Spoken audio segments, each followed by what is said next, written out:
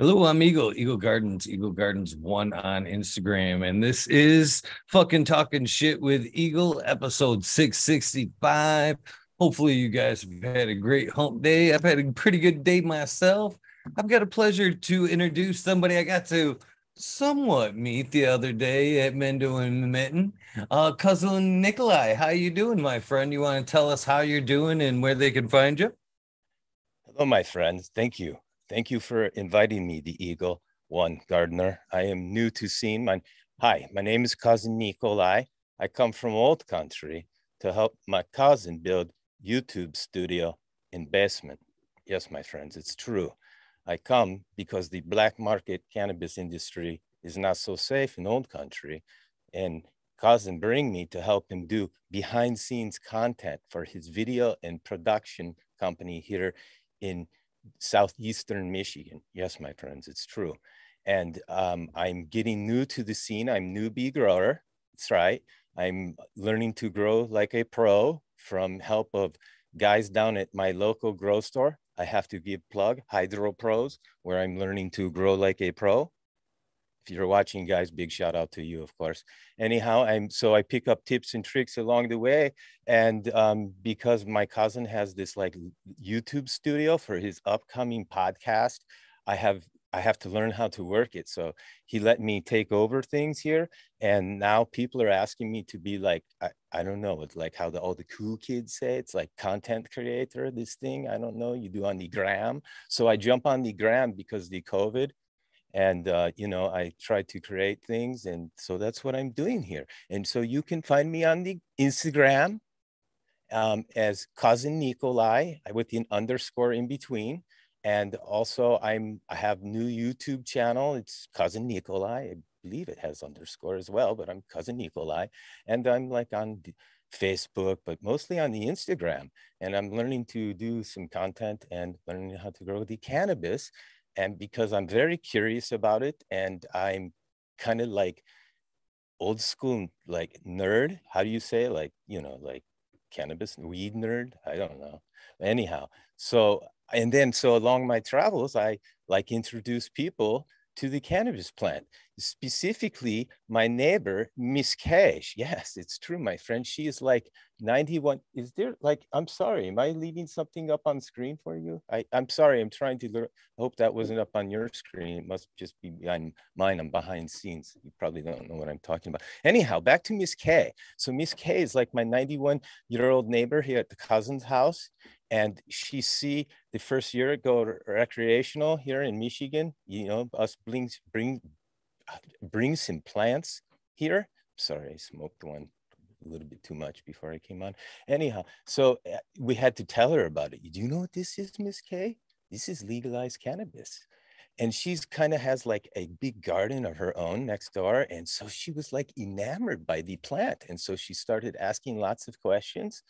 And I thought to myself, maybe I could get Miss K to grow a plant with me, and that would like be good for like a cannabis show. And that's where I got my idea for these cousin Nikolai shows. So anyhow, sorry, I'm a bit long-winded because I'm nervous, but I will let you take over there for a minute. Anyhow, hi guys. Thank you. I'm your cousin Nikolai, cannabis cousin. I love the long-winded guests, to be honest with you. I truly, truly do. I love the long-winded guests, and I love the guests that what we call around here kind of squirrel, easily kind of stray from the subject a little bit and take you down a little other rabbit hole, something you may not have, thought to ask or whatever. I think the genuineness of the person brings out a great interview. So I enjoy the long-winded guests and the people who squirrel. So cheers and welcome, my friend. So, I got to give you some props. I after I kind of bumped into you at Mendo in the Michigan, or Bendo in the Mitten, rather, I gave you some huge props. The following shows there. One for just being an outright nice guy. Because sometimes when you're in the moment and you're smoking, you don't necessarily take and consider what's going on around you and everything. And my initial bump into you was during Michael Fang's Mendo explanation or history of Mendo, the Mendo breath there. And I was sitting there trying to get it down. See, I'm kind of used to doing this aspect of it. So I'm not used to necessarily getting out there and covering, things in the field, if you will. I'm usually when I go to the events, I'm just there to have fun. But this time around, I kind of went a little bit in a different angle. And at one point, I was trying to record and my arms getting tired, and I kind of scooted over next to you and fumbled around and set my phone down. And I didn't even think the fact that we were recording the same footage, trying to do the same thing. And then at some point, you could have went, "Hey, buddy, come on." You know what I mean? Give me a break here, but you didn't. You were super cool about it. You gave me a little space to set up. You didn't say nothing. In fact, you were really super cool about it. And I can't thank you enough for being really cool. And then after the fact, after Mr. Fang posted up both of our recordings there, I went over to your channel and watched some of your videos, and then looked at your footage to my footage, and I was like, oh geez, I gotta step my game up. Your footage and everything you had done was so crisp and clear and beautiful and well done, and I didn't even have the sense to wipe off my camera lens or anything. So, you know, shout out to you for being a hell of a guy and putting out some quality content, because that's one thing that I much admire about a lot of these other content creators is the quality of what they're doing. And so far, everything that I've seen of yours, it has been very high quality and well produced. So cheers to you, my friend, for starting out on a good foot. Wow. My friend, thank you very much for that most excellent endorsement. And just, yes, kudos. Thank you. If you brought it all back to my memory when you're speaking of the Michael Fang and his Mendo breath talk, which was most excellent indeed. I will have to check out your video too. Perhaps you have a different perspective that will, tickle my fancy, as they say in your country. Anyhow, so yes, I remembered you asking me politely if this was cool, and I'm like so used to like tunnel vision, like I just do it because I kind of shy sometimes, believe it or not, that I hide behind camera, and and I just focus in on what I'm doing, and just maybe perhaps I just got the better spot than you do, because cousin Nikolai was a bit of a hobbyist, like racetrack, um, to, amateur photographer back in old country, like the rally racing and the TT motorcycle, things like that. So I sometimes get elbowed by the pros, with them big lenses, and they try to like knock you in head with lens and that. So I'm accustomed to throwing things back, mostly just looks. That usually does it anyhow. But yes, thank you for the most excellent kudos. Yes, that was first time out of the bunker, editing bunker, in quite some time. And our good guy cannabis cousin, the Mr. Fungi 420 on the Instagram, he reached out to your cousin Nikolai, and he gave me personal invitation to I like to give everybody big shout outs. They give me hats, so I like to use them. Anyhow, yes, the Big Cloud Farms here it's Jones, Michigan. That's right. It was Jones, Michigan. And it's the west part of the Mitten State, Great Lakes Mitten State. It's like over here, guys. If you look over here, I'm like over here. They're over here. Anyhow, you guys look on map, you'll know what I'm talking about. Again, I smoked something again. So yes, I was there first time getting out, getting kind of my wits about me, and it was most excellent. I learned so much there, cousins. It's true. Yes, not only did the Mr. Michael Fang of the Gage Green Group and genetics designer, that's right, give his most excellent talk about the Mendo birth. I learned so much about that and the the legacy of that genetic that is apparently the backbone um, of so many of the genetics that are going around circulating with all these wacky names. I just can't keep up with the names. It's quite frustrating if you ask me. But anyhow, that's another topic when we specifically talk about the cannabis. But going back to the Big Cloud Farms, they're going to have another get together on the 4th of July. Will you be at that one, cousin?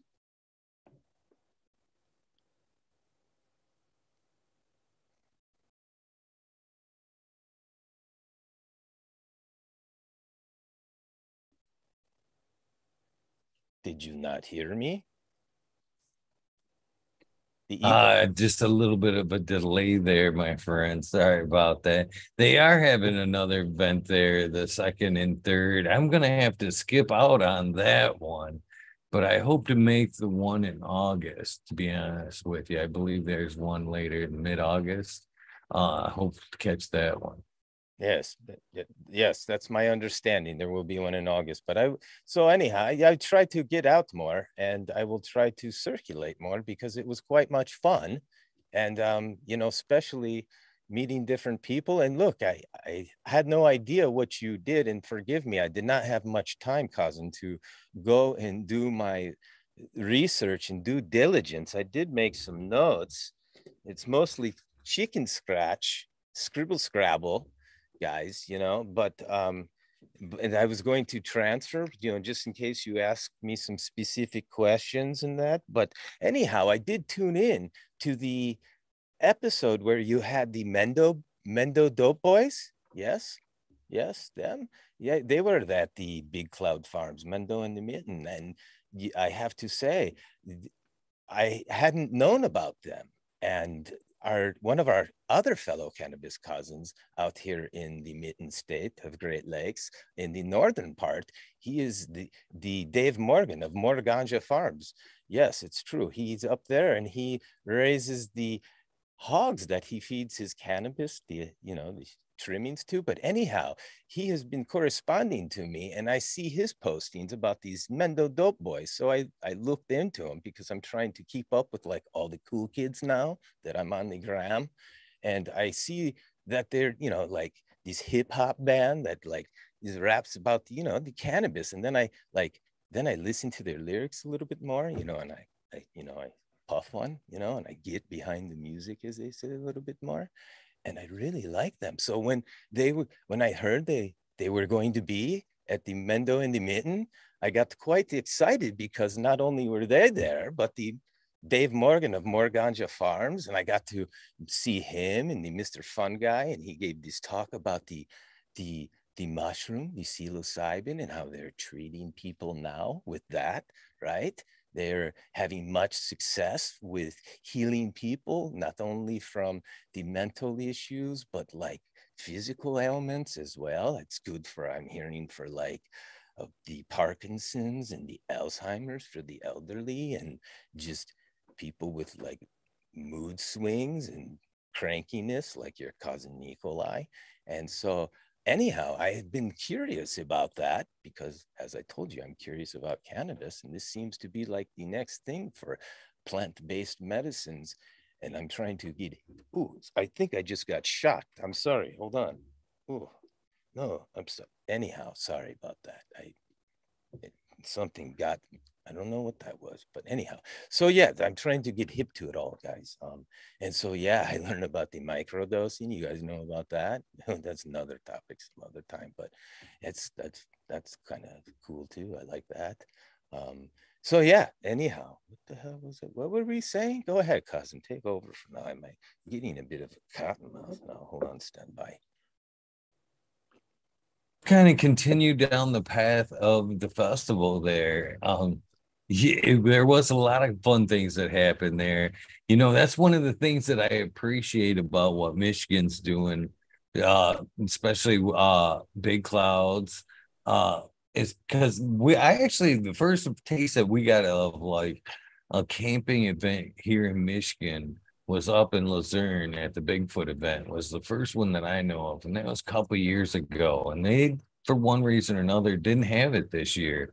So I was glad that Big Farms there, Big Cloud Farms there took off and grabbed the rein and took off with it because I love the camping events, man.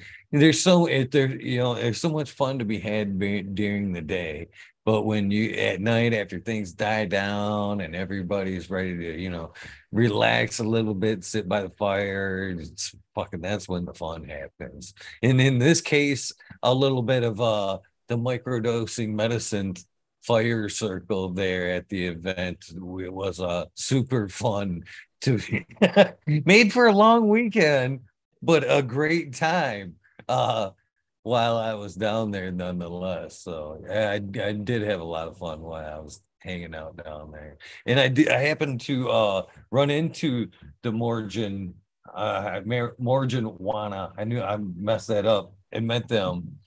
And soon as they told me about feeding their cannabis waste, I guess, if you will, the leaves and stuff to their pigs and barbecue them, I was like, oh, oh, I gotta try some of that barbecue.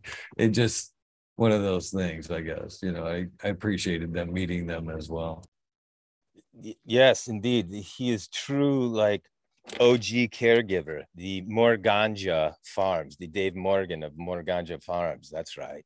It's okay, cousin. I spell the ganja wrong all the time, and he corrects me. And I bet he laughs when he sees this, that because he knows I like misspell it all the time with a G instead of a J. But no, he is true. Like if you had a representation, at least here in Michigan, and somebody that has been in the caregiver scene or just really doing it, and especially in the area that he is in the northern Michigan, which is quite a bit much more, how do you say, rural, it's remote. And like and so it's harder to do what you do anywhere because you just have less anyhow. So it's not quite like the city down here in the burbs where I am. But so yes, I find the Dave Morganja Farms on the social media outlets. It's not only is it for like just looking at for like cool cars and hot chicks or hot guys, whatever you're into, it's like you can actually build the relationships that are not just make believe, they manifest as something nice, especially with the cannabis plant, because that is what truly brings a lot of us from all walks of life together. And that's what's so neat about them festivals, because you have so many different people from different walks of life coming together for one purpose, they plant to either, even if no matter their knowledge base or how much. I was with the Dave Morgan of Morganja Farms, in fact, at his table, because yes, he feeds all of his farm raised hogs, pigs, whatever you call them. I don't know, the oink oinks. And he feeds them all his scraps, like the male plants. He just found some of his male plants just like a week ago. He came out and they had the beans on them, or whatever you say, the little things, the round things, the balls. And so he had to get rid of them, and he gave them to the hogs. So they're feeding their endocannabinoid system. And so that's, of course, going to translate into feeding you. So I have seen him on the gram and the Facebook for many, many months now.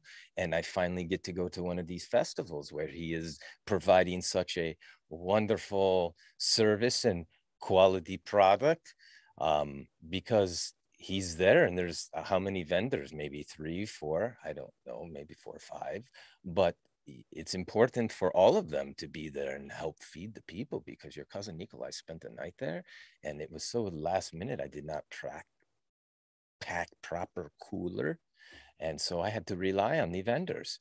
Anyhow, so I really enjoyed eating there with Dave Morgan. I got sidetracked because when I was there, I was getting to a point, there was somebody brand new that was new to the cannabis, and he was, being kind of instructed or just shared some knowledge by the Dave Morgan about his organically grown cannabis and his, cannabis and fed hogs and this dabbing and just different things. And this kid, not kid, I call everybody kid, but he was young adult man, and he was curious about the dabbing. Oh, my cameras are turning. I have multiple cameras on. I was doing some recording and they're turning off on me. Anyhow, sorry guys. I get, like you say, squirrel. Where's the squirrel? Anyhow, so yes, he take his first dab. It's like on one of my reels. It's like, it's just like impromptu. And I was like, I just said, hey, this is your first like dab. Hey, do you mind if I like record? It would be like cool content, man. And he was like, sure. So I did, and it turned out to be like one of my better reels, cousins. And anyhow, it was nice just to see him take it, and Dave Morgan was helping him, and it was just a neat experience, to see that, and it kind of reminded me my first time, finally smoking the cannabis. And anyhow, that's all right. There, oh, how's that little story for you? Well, that's where we usually start things off. That's usually where we get rolling here is when was the first time? When either did you see the plant or did you consume the plant? Okay, I will get back to notes because I did watch a little bit of your Michael Fang in the video to prep for this, but they're a little bit all over the place. Okay, so yes. Okay, so as I say, I come from old country and I have family here in the different parts of the states that are united here in the Detroit, Michigan area, and then on the coast of West over there near the Sierra Nevada mountains. And so, what, excuse me while I throw up in my mouth just a little bit. Excuse me. Yes, hold on, I need to drink water. I should turn down microphone so it's not like ASMR. Anyhow, okay, so yes, I would come back and visit, so I was this time, I was always, there was not, in fact, I don't think I didn't come across I knew about the cannabis from visiting cousins over here as I would grow up. And then and and then as I got older, I'd come in high school, but I had older brother who would come in with us. We would all travel together and visit, and he would, I think he was doing it then because he was like 6 years older than me. And so at this time, like I just remember, like I think how I go by grade levels, and how are you saying here? It was like fourth or fifth grade, and Big Brother told me, Stavositsa says, Nikolai, look, you're going out with those guys. They're going to want to smoke that grass, that pot. If I catch you smoking that grass or pot before the age of 16, I will beat ass.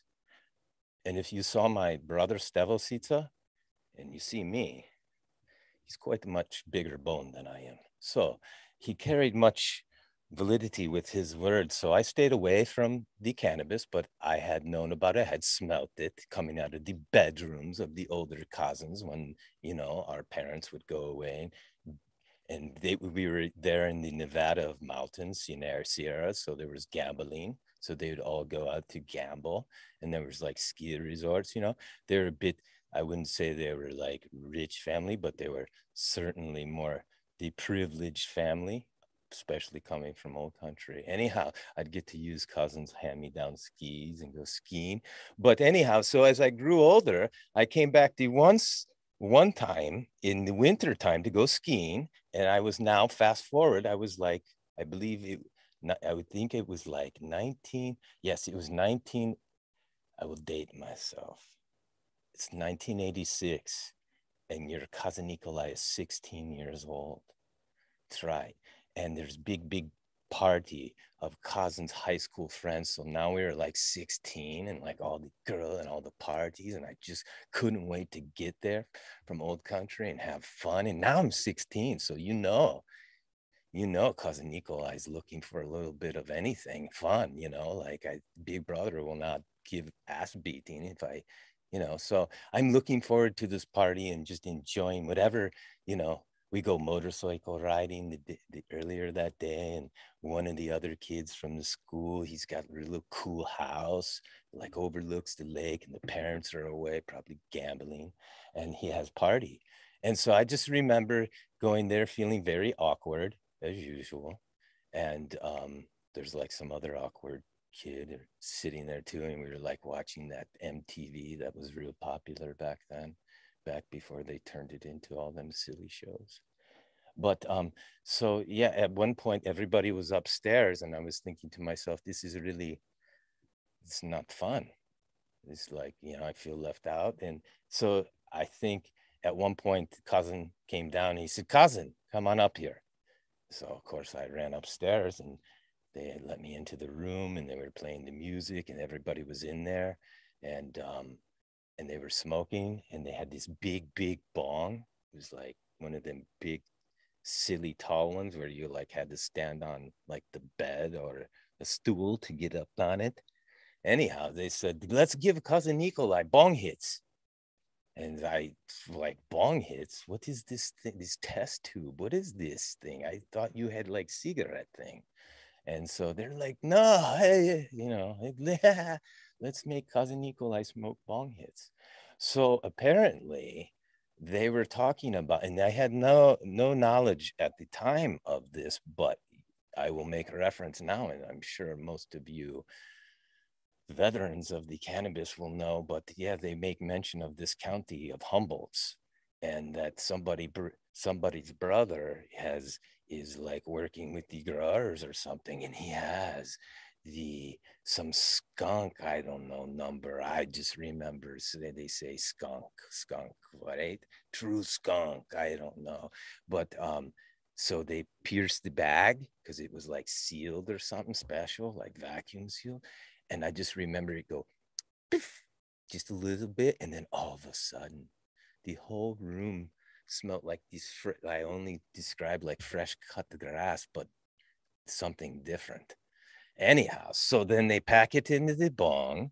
And I'm so excited, because first off, I've been waiting, wondering about the cannabis. And at this point, I feel so uncomfortable at the party. I pretty much probably would have done anything, which is not good. But anyhow, so I climb up onto like bed and I get up and I like, get the bong. And I know this now because like bongs are my favorite. And you know how like with something that tall, you like by the time you get the smoke up there, you're out of breath, right? And then you have to get your breath again. And then you have to reclaim this, like take this, and by that time the smoke is like how you say like um stale, stagnant, oxidized, I don't know, it just doesn't have, it's sharp, right? I know this now, I describe this now because I'm seasoned better of the smoking. And so yeah, I take the secondary smoke bong hit whatever and just cough terribly, right? And they think that's funny. And so they pack another one and it proceeds to go on like that 3 times. I just remember after the third time I said, no more, I tap out. And but anyhow, so then the real fun begins because I hadn't smoked before. And looking back on it, that was very high potent, very high quality cannabis, because as they say, cannabis um, is a hallucinogen at times, a sort of, the full tunnel vision. So then we leave party because whatever, it's time to go, party's over. And so then we have to walk through the woods because we're up there in the mountains of Sierras, and there's like a golf course or something. So we make it to the golf courses and we end up at the casino. There's like big hotel casino right there, near the lake. And so we go in there because it's like 12:30 or something close, and there's little game how do you say arcade? Yes, arcade, where you put coins in and play video games, like whatever they would call them back then. And so we go in there because that's where all the tourists are. That's what they say, anyhow. But anyhow, so we get there, and by this time, your cousin Nikolai has full tunnel vision, and everybody is laughing at me, and they're kind of like pushing me in that because they're laughing at the way I'm walking. Because apparently, I kept saying, it feels like I'm walking on clouds. Are we walking on clouds? Because I had full tunnel vision and it was dark. And until we got to the casino, you walk in and like the doors open up and it's just like bing, bing, bing, bing. Like, hold on, I will try to make, I have some, I don't know. It's like, I don't know. I have some sound effects I was going to try to push, but I don't proper one. Um, anyhow, so like the doors open up and it's full tunnel vision and all the casino lights and it's like sensory overload. And yeah, I'm walking on my tippy toes the whole time. That's why I felt like I was walking on clouds. So we make it through to the video game area or to the video game area. And of course, your cousin Nikolai doesn't have proper coinage with him. So I'm not able to play video games. My cousins give me few quarters, but pretty much after that, I'm on my own and they're carrying on. And again, I feel left out. So I wandered off. That's right. I wandered off into the main part of the casino. And of course, we are underage and that is frowned upon. And I again had the tunnel vision and I was just going with the bells and whistles that I saw or heard, I believe. But I just remember at one point, I felt like roller coaster ride, right? Topsy turvy, and decided to sit down right there. And luckily, there was a nice big planter with one of them trees with the palms of leaves, and yeah, so I think I may have went to sleep. I don't know.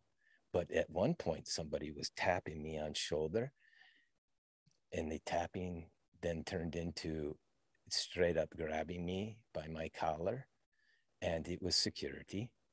And they started to ask me questions. And then I had a little bit of PTSD from old country. And then I get that look on my face, which isn't good. And so they took me into the room with all the cameras and started to grill me questions. And I didn't want to say a word. Like I basically didn't want them to hear my accent. I thought I would be in big trouble. And so they asked me my name, and I should have made up one of your names, like Matt. But of course, I said Nikolai, and that was it. They said, who are, anyhow. So I pretty much had to tell them that I was there with my cousins and give some names, and that everybody was down in the video game room, and that we were not staying at a hotel, that we were, I guess, from locals. So at that point, they rounded everybody out, and no big deal. They kicked us out, right? But everybody was now pissed off. It's your cousin Nikolai. But I feel like as though they were all responsible for it anyways. So that is my first experience with the cannabis. We go back, we make it home. I don't really much remember much after that. We had this long walk home in dark and they were pissed off. And like usual, I just trudge ahead because they're not used to hiking like your cousin Nikolai back then. And we make it home, I go to sleep. And that's it. I wake up, nice sunny day, go skiing. Okay. That was it. Wow. I believe that was a flashback.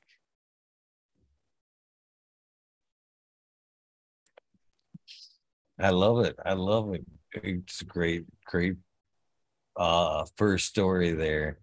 Chad was definitely digging it as well. Uh yeah. People multiple accounts saying how much they love to meet good people like yourself here on the show. So Oh, you're so here. where did it go from there? Was you a fan right off the bat, or did you take a So, break? I mean, where did cannabis go from there? so I, yes, so I go back to old country, after spending a week or two here.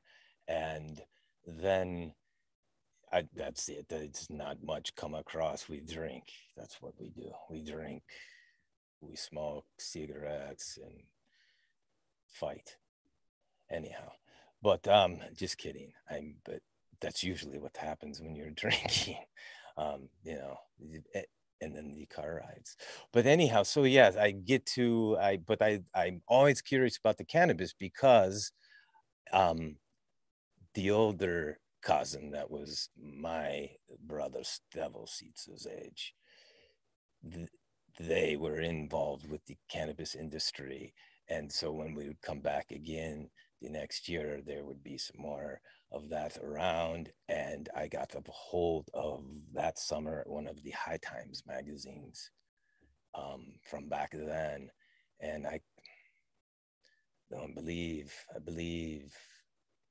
it would have been, I believe the Jack Herrera was on the cover or so. I just remember coming across the Jack Herrera after that, the Advocate, and shortly after in college times, because I get that High Times magazine, and I anytime I find that magazine, and then of course the Playboys, and I would try to get and take back with me. But anyhow, fast forward to the college days. So that's when things turned around for your cousin Nikolai, because the family sponsored me and I was able to come for the college in the Central Coast of California's and stay with the cousin in there and go to the junior college there to get my feet wet, as grandmama would say, and see how things go. So, but at that time is when all the fun started, of course. And there was a lot of cannabis, a lot of, I believe, the Marlboro cigarettes, a lot of what kind of beer were it? Like Michelob Dry, I believe. I think that was like the cool thing to be drinking. And then I did not like that too much. Anyhow, so going back to cannabis, I just remember a lot of fights at the parties, and then one of the roommates was, he had the hookup, so every month he would go to he must go to one of those other counties, and he would come back with it, right? And you would have to make order lickety split because it would be gone within 3 to 5 days out of the little apartment areas that we lived in. But anyhow, so yes, I'd get what I could get, and I usually could only afford maybe I guess today it'd be like what, an eighth, usually an eighth. And you'd be really lucky if it was green and smelled good. But a lot of the times, I just remember them laughing because you would unpack and it looked like they had smuggled it in a driveline shaft or a wheel or something. And, back then, all that compacted stuff. But I don't know, smoke got you, it did the trick, as they say. But so there was like, I wasn't say connoisseur or anything. You just get what you get. But I started to smoke that more than I drank. And I found that that was much better when you wanted to talk to the girls, because then I could actually, you know, if I wasn't too stoned. But anyhow, I wouldn't be I liked it better than drinking. So I had another friend that had um I don't, it's like this new, it saw it in High Times magazine. It was this device, maybe you guys remember. It was it had little lights. It was like a little mini aquarium. You could grow like one plant. Oh, geez, I remember photo something. Anyhow, it was like miniature. I bet you some old Photo school. tribe. The good Yeah, old right. photo tribe. Is that it? That sounds about right, cousin. That's right. Yeah, one of those. So he had one of those, but and I just remember always saying, "When's it gonna be done? When's it gonna be done?" And he was telling me, "Nah, man, it takes like 3 years." And I so in 3 years, I mean 3 months, 3 months, 3 years, 3 months. And so anyhow, it when he did get it and it was done with such small little buds, but he never tried again. So, but that was the first time I saw anybody grow the plant, like actually see the plant. I outside of a before it was in bag, right? Okay, so then that was that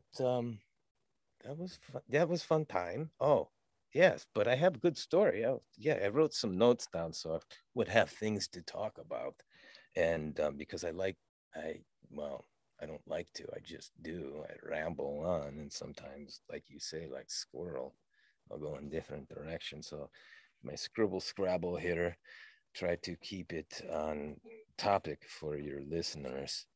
Um, so I told you. So See, go ahead, jump in, please.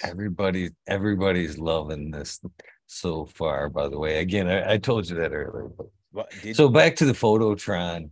I Yeah. think the first time that I met somebody that was actually growing in one of those were the like first person that made me or tried to make me be more of a connoisseur. Because I was like there, right there with you. Like, when more, when's it done? And they're like, no, man, slow down. That was the shit you could only buy by grams. That cat would only sell it by the gram. And if you tried to like buy too much of it, he would always get nervous, like you know what I mean. He couldn't replace it, or you know what I mean. It was no, man, slow down. Yeah, so I can definitely relate to your story. Yes, when you only have little bits, you do not want to part with it, especially. But yes, the growing, I had no appreciate. I mean, I did not understand, no appreciation for the process, and but I certainly did like to smoke it. Um, but certainly, as the more I smoked it, the more I would come across different types, and then you hear different names about the Thai stick. I think I was hearing that back in the magazine, pretty much from the time I smoked it. And the more as I got older and involved in it, I would hear all the different lingo and some of the different strains of the time, and the and then of course from the Cheech and Chong movies, the Acapulco Gold. But anyhow, but so yeah, that's why I kind of like to get off topic, but yes, that's why I like the land races or the old school strains like the Jack Harris and the hazes.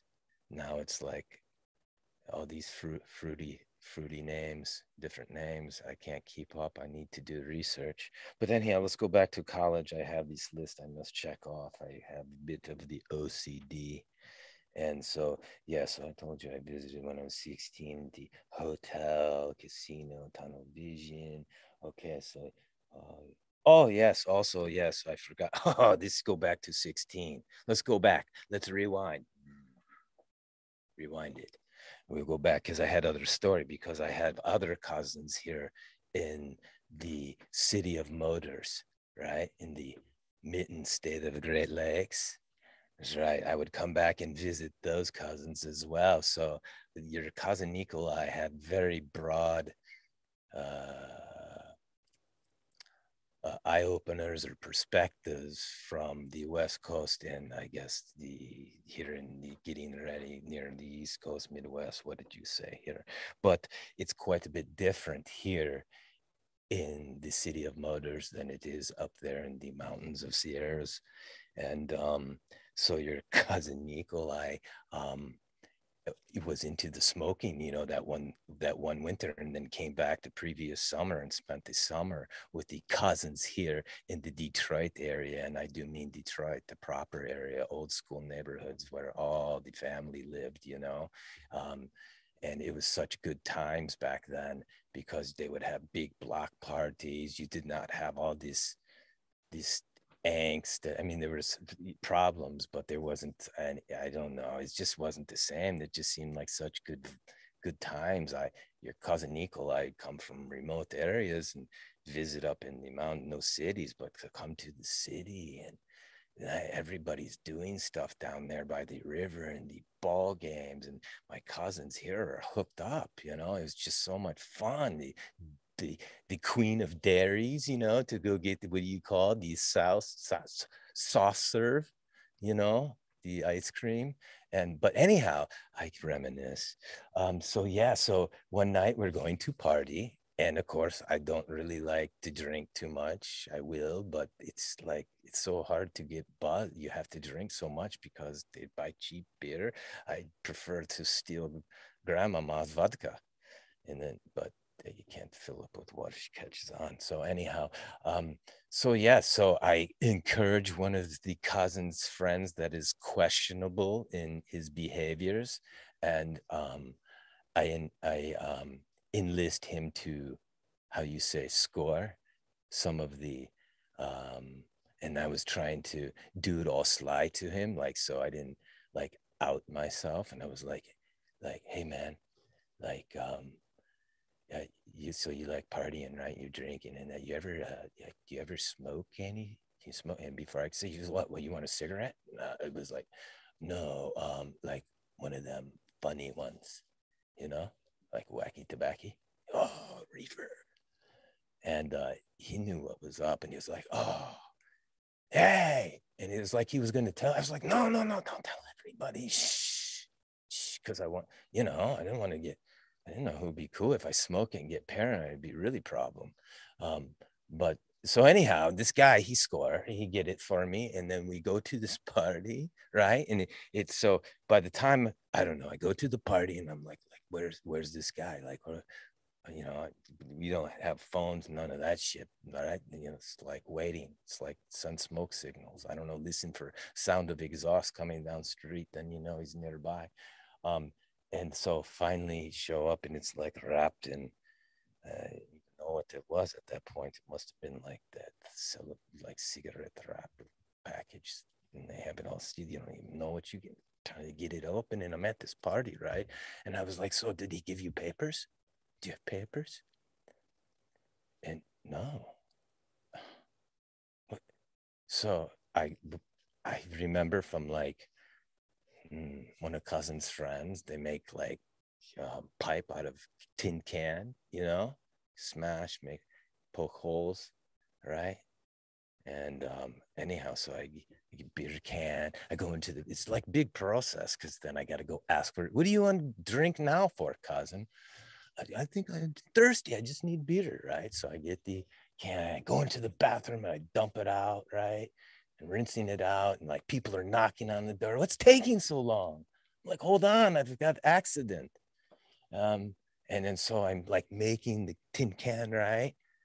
I'm getting ready. So by this time they're pounding. So I have to leave. I have to get whatever I'm poking it with. I'll put it away, and I like leave the bathroom and like waiting, you know. And then yeah. So then I sneak back into the bathroom. Is that my beard? I keep. Oh, you're gonna have all this terrible audio. I keep going up to it. Give you some I ASMR. don't hear it. Oh, maybe it's where I. Zoom cancels out a lot of that bullshit. To be Oh, honest with you. that's good because it's going to be the kids that like the ASMR. It's like scratching on a record. Anyhow, so what was I saying? I forget now. It was funny. He was telling about smoking out of Oh, a the can. can. Yes, the pipe can. Yes, the pipe can. That's right.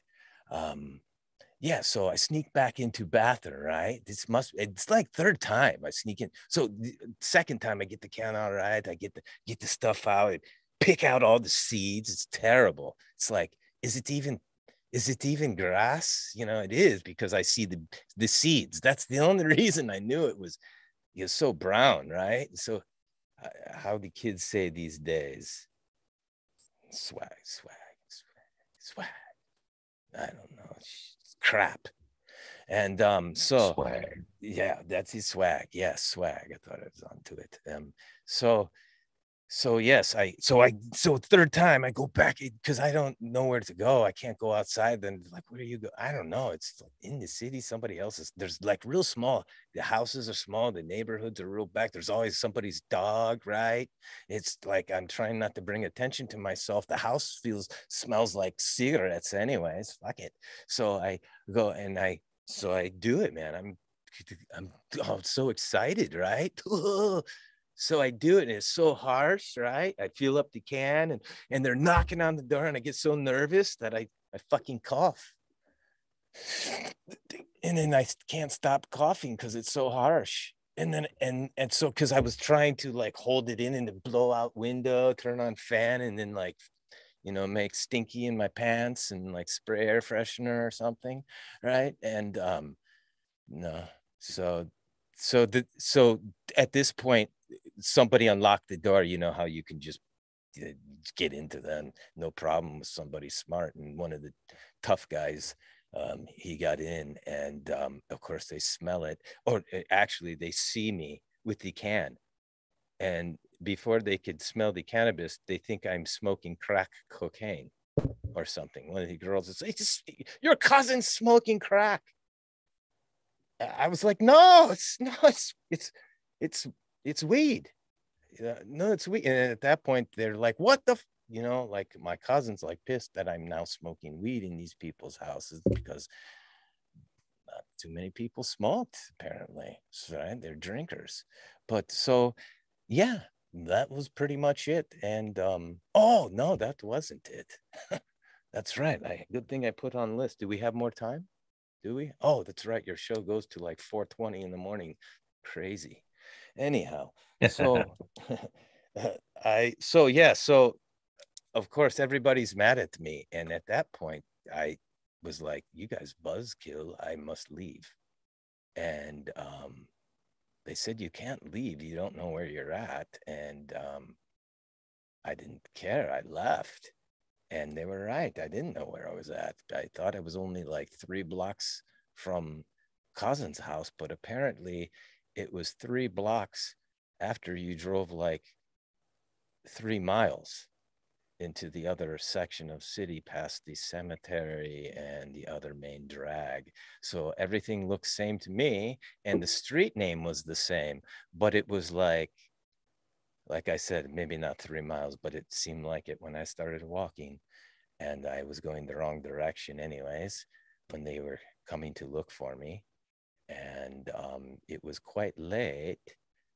Well, it was beginning to get late because it was dark, of course, but there were some street lights on, and I happened by some fellas that were playing basketball in one of the parks there late.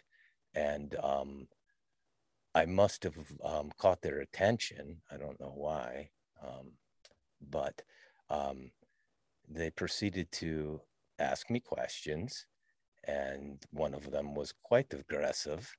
Um, but I explained to them that I'm cousin Nikolai. I come from the old country, and I'm visiting one of my cousins. And they kicked me out of party because I was smoking weed. And suddenly, the aggressive guy was no longer aggressive, and they invited me to play basketball. It's true, my friends. So we went over to the park bench. They happened to have some papers. I gave them the rest of this bit of swag that they rolled up, and then we all partook. It was such most excellent time. And then that's right about time when we were just ready to go play basketball that my cousin and all his friends showed up, and were quite upset. They had been looking for me for quite some time, and that I had wandered off. And so again, I had to leave, and everybody was mad at me. So that was my second experience with the cannabis, like it's around the 16, 17 years old age. Okay, so yeah, okay. I'll take break for a minute and quench my palate. You tell a good story, my friend. You tell a good story. Oh, hold on. Thank you, my friend. I can't. I have yet to smack this down somewhere, but I'm going to be honored to smack this down somewhere. Looky, looky, looky. How did you get that? Did I hand Well, you that? you may have, I'm but so I happy was you have it. stoked to get it. I'm Oh, happy I got it, to be honest. look at I'm a that. huge sticker fan or slap fan. All So right. I'm honored, brother. Cheers. That's right. If you had the original version where I was pre-puberty cousin Nikolai, before I grew out this most excellent beard, you could get these if you could. I maybe the mugs are still on my website swag page. I have maybe not changed the design on the mugs. I believe there is only, hold on, stand by. I will let you in on a little secret. Do you guys want to see my studio? Do you? Do you? Do you think Sure. your guests want Yes. to see behind scenes with cousin Nikolai? Absolutely. Let's see this. Hold on. Absolutely. This would be good time. Perhaps let's go to, let's see, camera 3. Here you go. This is behind scenes with your cousin Nikolai. Hi. Very jealous. You Oh like this? yeah. You like my That cousin's is studio? This is, I help him super build this, quality. guys. Yeah, that's right. We even have other camera. I will show you. Maybe I'll make sure. Do we have the top down? Hold on. Let me go back to 1 while I sort things out and do the test. I must make sure the things are going. Oh, yes. So, yes, I can go back to the camera 3, which is truly my top down camera. So I can do my product reviews. I can showcase some things. Oh, I can knock things down. That didn't fall. All right. We forgot to start the show officially with the clapboard. I even wrote your name, Eagle Gardens, talking shit with Eagle, cousin Nikolai, 62222. Oh, I must go back to camera 1. Sorry, it's what happens when you do these switcher. We forgot to do switcher, cousin, or the clapboard. Let's go, action. We're actually doing the show now. We can go live now, cousin. Just kidding. But anyhow, so I give you back behind scenes. I'll tell you a little bit about the studio now that I'm into that. Oh, that's camera. That's top down camera. Let's go back to camera 2. That's behind scenes. Then over here, if camera 3 is still working, I hope it is. Nope. Oh, so nope. So I have other GoPro that shows tight shot of this little tent that I have over here, guys. This is where I'm doing some of my beginning growing with some of the companies that have started to sponsor my little newbie grow show. And that's right. I'm, like I said in the beginning, I'm learning to grow like a pro. And in fact, let me go back to the main microphone. You can hear me there. I'll take down the podcast. You can hear the sounds a little bit different now, but I'm going to get up here and I have to stretch for a minute. I feel like I have ants and pants. I'm going to try to turn on my Right other on. GoPro over here, guys. Let's see. Let's go. Hold on. Stand by. That's There we go, awesome. guys. There you go. This is my little That's my product that's review. my someday scenario right there. Say that your Sunday scenario. I missed that, cousin. Say again. My someday scenario. Yeah, Someday. I can't wait to hopefully someday You have a will, my setup friend. like that. I'm You will. jealous. You Jealous. will. You will. When the day comes, I will help you, my friend. I will help you. Yes, it's been a long time in making for my cousin. This is, uh, we'll switch camera. So let's go. I must be running out of batteries. We go back to 1. Let's go back to 1. One of my cameras is dying. Let me switch. So yeah, that was the studio, guys. And so I do some, I'm just starting to get into it, like growing and getting these different companies that, like the truncheon nutrient meters and pH pins. It's pretty much anything that I find that's like professional that I'll use, that it's recommended to me. I'll reach out to company and see if they have affiliate program. And then I have this website. I can show you my website real quick if you like to. I wonder if that works. Somebody said in Blue Kiss says that's the KGB view.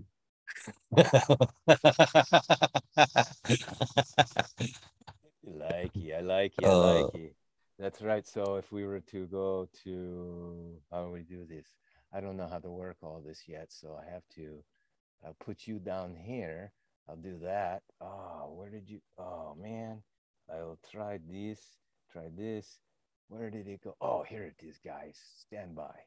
So we have that. And then we can go to, let's see if it works. It worked. Looky, looky, looky. Okay, so that's my new website, guys. And that's so I've got like supplies and different things. So anyhow, so that's what I'm doing there. Let me go back to camera one because you don't want to see my website this whole time. We go back to camera one. There we are. Okay, it's good. All right, yeah. So wait, I have to hold on, stand by. I must fix one other thing here on the screen because I'm getting confused. There we go. Okay. I have teleprompter. I can look right into camera and see picture of you, cousin. Um, anyhow, so yeah, this is my little cousin's YouTube studio that he's getting ready to launch his cannabis evangelist podcast, where he will be bringing on people that have stories of the healing plant. It's true, my friends. What is his tagline? It's let me read it. Oh, it's yes, spreading the truth of the healing plant through education and testimonials of the healed. Can I get an amen?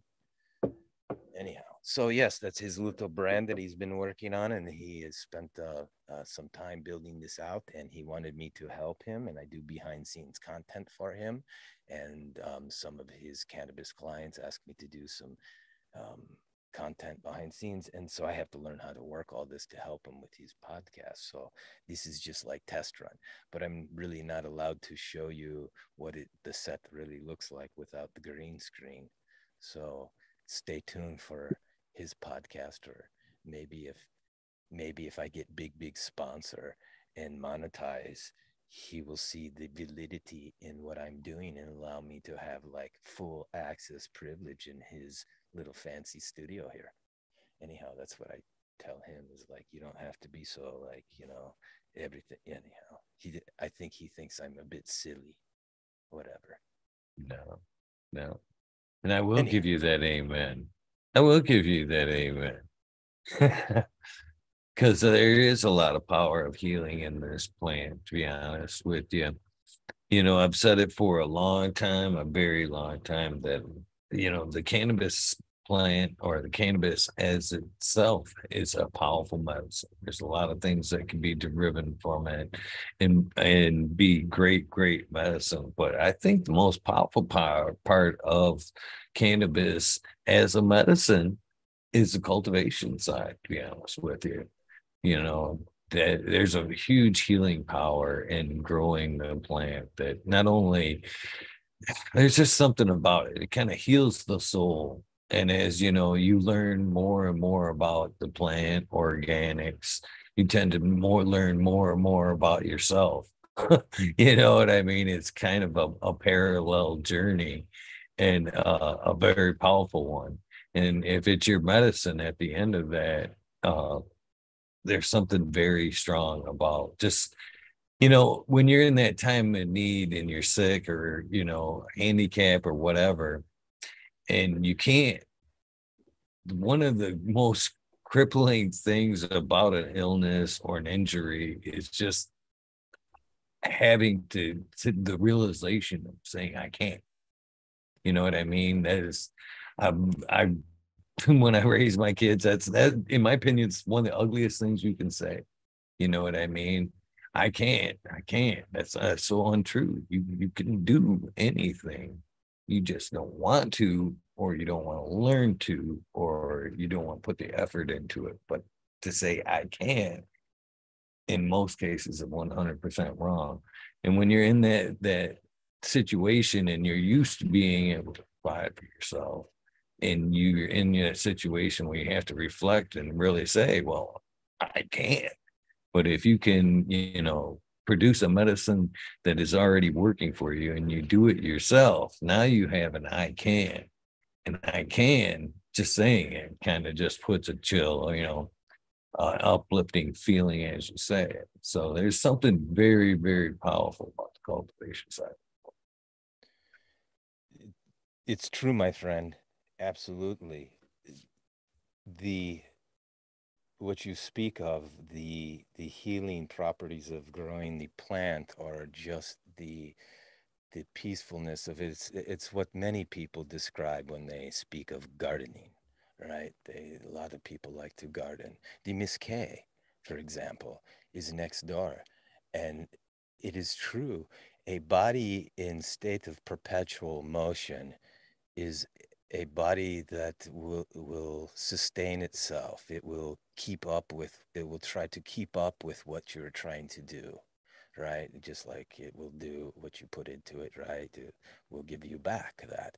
And so if you leave a, how you say, sedentary life where you sit around all the time, then those things take their toll on your body as well. So yes, the Miss K, going back to that, this is testament to her youthfulness and the longevity of her life, because I believe she is now 91 years old. I have been coming back to cousin's house here for past 15 years and have lived here now 3 years straight. And I have watched this woman who took care of her husband, who was stroke victim, and so she took care of him, cooking and cleaning, all the way until the time he passed. Most of her, most until just probably 7, 8, I don't know, years ago. But anyhow, she goes, she's out. My point, she's out from the time she gets up, has breakfast. She's in her garden. She has 2 lots, and we have quite big lots here in this area. We are here in Michigan, and and she takes care of them because she has many of the perennials, and there's lots of weeds. She tackles it section by section, and in fact, I have been recording her for the past couple of years here and there for my content that I am slowly releasing. I don't know. I have a vault of content, but I was just filming her yesterday because she called your cousin Nikolai in state of distress just this past weekend because her rider motor had stopped working. She had high centered on the rock and it busted the blade or something. And last year she high centered on rock. I had to go get floor jack and jack up and help her. And so she's so cute. She calls me and you can tell she's upset. And she's, hi neighbor. And I ask what's wrong and she tell me. I go over there. But anyhow, why am I saying all this? Oh, that's right. So, oh, that's right. Because she's taking care of the yard so well, always, right? And she's so upset that she can't finish cutting her grass because the storms are coming, right? And she has a routine. It's my point. Is this is her routine. It's like, and so she wants to go. I take her to a neighbor that fixes the mower. He works, has truck. She knows where to go. So I take her there. But that's when I asked her if she wanted to grow another cannabis plant with me this year, because last year she thought it was too much work because she did so many videos. Me first year during COVID lockdowns when I was just starting to learn how to grow. Um, and I haven't released those. You would have to go back to my YouTube channel and find the first 4 videos. I think I stopped posting after the 4th video when I gave her plant that year and we named it Tatiana, and she grew it. And but there was quite a bit, it was quite a bit of work because every time we did something, I would film the content. And I was trying to be real cool with all these different cameras. And because my cousin was like gone up on all these, when COVID, when they came with the unlockings of the COVID, he went back to production for the big automotive companies. And so he was gone. And so I got a hold of all the GoPros and the different cameras. And I was like trying to be like full-time filmmaker. I like took these YouTube course. Anyways, I ramble again. Anyhow, so I believe I turned Miss K off to the whole process of it. And anyhow, so this year I when I because I kind of had the upper hand because I was helping her and giving her a ride. And I said, hey, did you see my babies? I brought out the babies. And she was asking me and got all excited. And I said, and I have one for you too. And she said, I don't think so. And I was like, why? And she's like, it's a lot of work. I have a lot to do around. I was like, it's no work. It's no trouble at all for me, Miss K, to bring it right over. It's a little 5 gallon in the air bottom bag that I've now got pseudo sponsorship. And they said, give me good deal on the air bottom bags. If you guys know about the air, sorry, cousin, I will have to get plug, shameless plug. The air bottom bags. Do you know about the air bottom bags yourself? If you don't, please go out to the gram, check out their page. They're like, the air pots, the smart pots, the fabric pots, but it's different type material that allows for more, how do you say, the root, when you know the what do they call it when the root exposes and the plant aerates the root, aeration? I don't know. Anyhow, the air pruning, that's Air it. proof. Air pruning. See, I know. I'm learning to grow like a pro, guys, just like you guys. Anyhow, so what was I saying? Oh yeah. So Miss K, yeah, the air bottom bag. I have a nice little one. I got two, just one for me and one for her. And we're gonna name them together and we're gonna grow tandemly. Just one plant, like I believe they are the same genetics too. If I did not screw it up, I'm a little bit lost of track right now because I tried to take on too much with starting my first indoor grow a little late.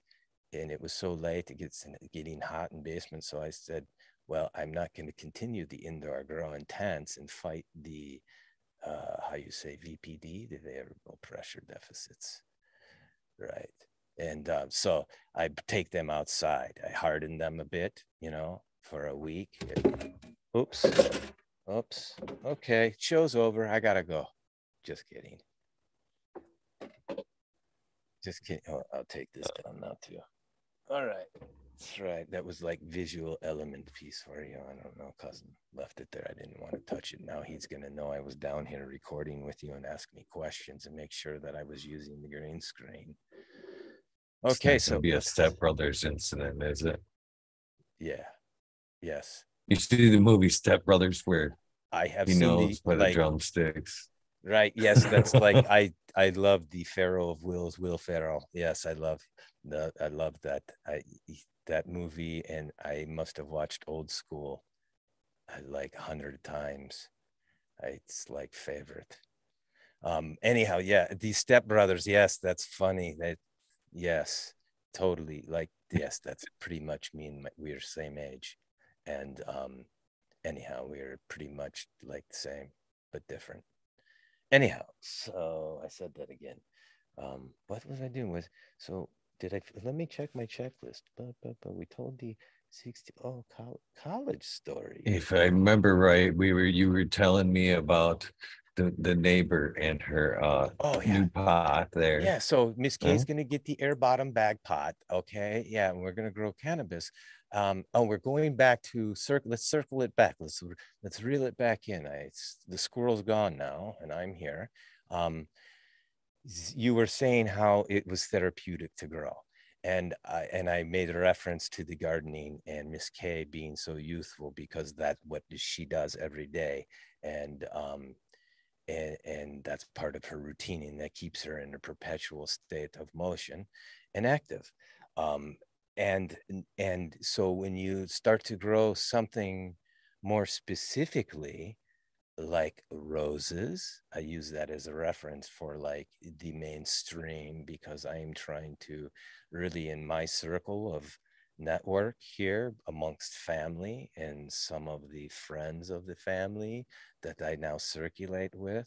And now that my beard has grown out so much, and sometimes I have shirts that say like cannabis references, that I feel, oops, I feel as though that I need to try to help break the stigmas, especially in my personal circles and the way I feel when I know the naysayers are frowning upon me. And rather than give them those old looks of past, I choose to find some inner peace that I have gained through, as you said, growing the plant. It's right. As you take on growing something specifically and you learn about it, again, about roses, there's specific ways to grow the best roses. You can't just put it in the ground. You can, and you will get a rose, but you won't get the optimal rose or the show winning or, and that's the same with cannabis, right? We know a lot of, I'm speaking for the people, and at least on my what I'm trying to do with my content is speak to the newbies like me that are curious about cannabis, and then hopefully have useful information for the veterans too. Just because like a I like the techie stuff, and I try to find latest greatest stuff, and I always ask questions of people that are smarter or more involved than me. So, but yes, going back to growing the plant, it is quite therapeutic. And yes, today I was quite honestly, here's a good example. Am I still sweaty? I was going to change. I was going to freshen up. Trust me, if you're here, you would like me to freshen up, because I had busy day. I've been creating reel after reel for my cannabis cousin, the real greenhouse guru. If you're watching, cousin, big shout out to you out there on the coast of West. I just helped him do some content for the building these greenhouses here in Michigan. It was quite cool to see. And that's what I like, because I'm curious about cannabis, and the more people I meet, like you, cousin, I remember you sitting there with the Berg 313 and the Roach at the table, right? You were sitting there in that little hut. I saw you, and you give me the nod. You saw me. I was like squirrel going back and forth, like I'm going now. But anyhow, let's go back to what we were just saying. So I was getting lost again. But yeah, so growing the plant and learning all that, it's yes. Oh, today I was quite busy, hustle bustle. In fact, I can't stay until 4 in the morning because I have to. Well, it's like snack time for me at like midnight. I usually have milk and cookies, and then I have editing, and I try to jam out my editing before 2 in the morning, and go to bed, and then I wake up quite early, and I do some hashtagging, and write the comment, and then I post. Um, so I was really trying to stay on the schedule because I'm trying to really smash it, as the greenhouse guru says, and go get it. Go, cousin, let's go. And so I'm going, and going. And I was all stressed out, dude, to trying to turn this all on again, right? And my cousin was upstairs, and I'm trying to kind of like be quiet about it, because if I fumble through it, then he starts coming down and asking questions. But he's like, "Hey, what are you doing down there?" I was like, "I'm just checking everything, making sure like the batteries are all on." And it's like been a minute since we've been here, cousin, just in case you get one of your busy Zoom calls and you need to like make big wheel and deal. And so he leave me alone. Um, and and so yeah, I get things set up, and I'm all stressed out because it wasn't working. It was You remember I gave you an email. I couldn't log in on this new laptop, and there's different logins, and I didn't want to ask cousin. And so yeah, so then I like actually typed it all out, what you sent me, the ID, and it didn't work. So then I panicked, and I get really worked up. Yeah, I just got some traumas from the past, the childhood, So and it's nothing like nothing real serious, but trigger points that make you say bad words, or want not to do it. Like, why did I want to do this? Anyhow, so I have to go out and check the plants, right? I have to go out because it's been hot, and then you got to check in the morning, you have to check at night, right? Because if you don't, like I did yesterday, I came out, and one of the girls, Miss K's in particular, because she's in such small pot, it dried out real quick, and she wasn't praying anymore, she was sad. So yeah, so I was rushing around to do the watering today, and I came back in, and I was quite stressed. That's what I was saying. I was quite stressed out until I went and did the watering, and I was there, and I had to wait for the water buckets to fill up, and I slow water, and I checked the plants for the aphids and the therps and the different creepy crawlies. Um, so by the time I'm done doing that, which is half hour, 40 minutes, um, I'm no longer thinking about why I was so stressed out. I can still smell myself, so I know I don't have time for shower. But anyhow, so yes, therapeutic indeed, my friend, and that's what I'm trying to do. Is anybody that is curious about cannabis, I will share my stories. Sometimes I'll bring a plant with me. Last summer I was riding the bike around, and I put one of the babies on the back. I kind of sacrificed her because she got a bit wind whipped and that, but I thought it was important to take her downtown, and I would just, if people would be like, is that weed, or is that a pot plant? And I would say, yes. Do you know about cannabis? And I even have, hold on, oh, looky. I even have these little informational little things that talk about cannabis. It's like, do you guys want to see top down camera again? Oh, wait, I think it turned off. Let me get it prepped before I try this. I might as well try the studio. It gives me good practice, and then maybe it makes it interesting. See, oh wait, let me go. It's working, guys. You ready? You guys want to see it? Of course you do. There it is. We do, we do. And they had been dropping the link to your channel Oh, in the have you? chat. So hopefully they do, and it is in the description. Hopefully they do follow along with your journeys and your uploads. Yeah. Thank you. I hope you if yeah, that'd be very nice. I think I'm doing something unique. I try to do something different. I try not anyhow. I'm really into this. I didn't know it would be a thing, this content creation. I mean, I heard about people doing things on YouTube, but it was just a way for me to mostly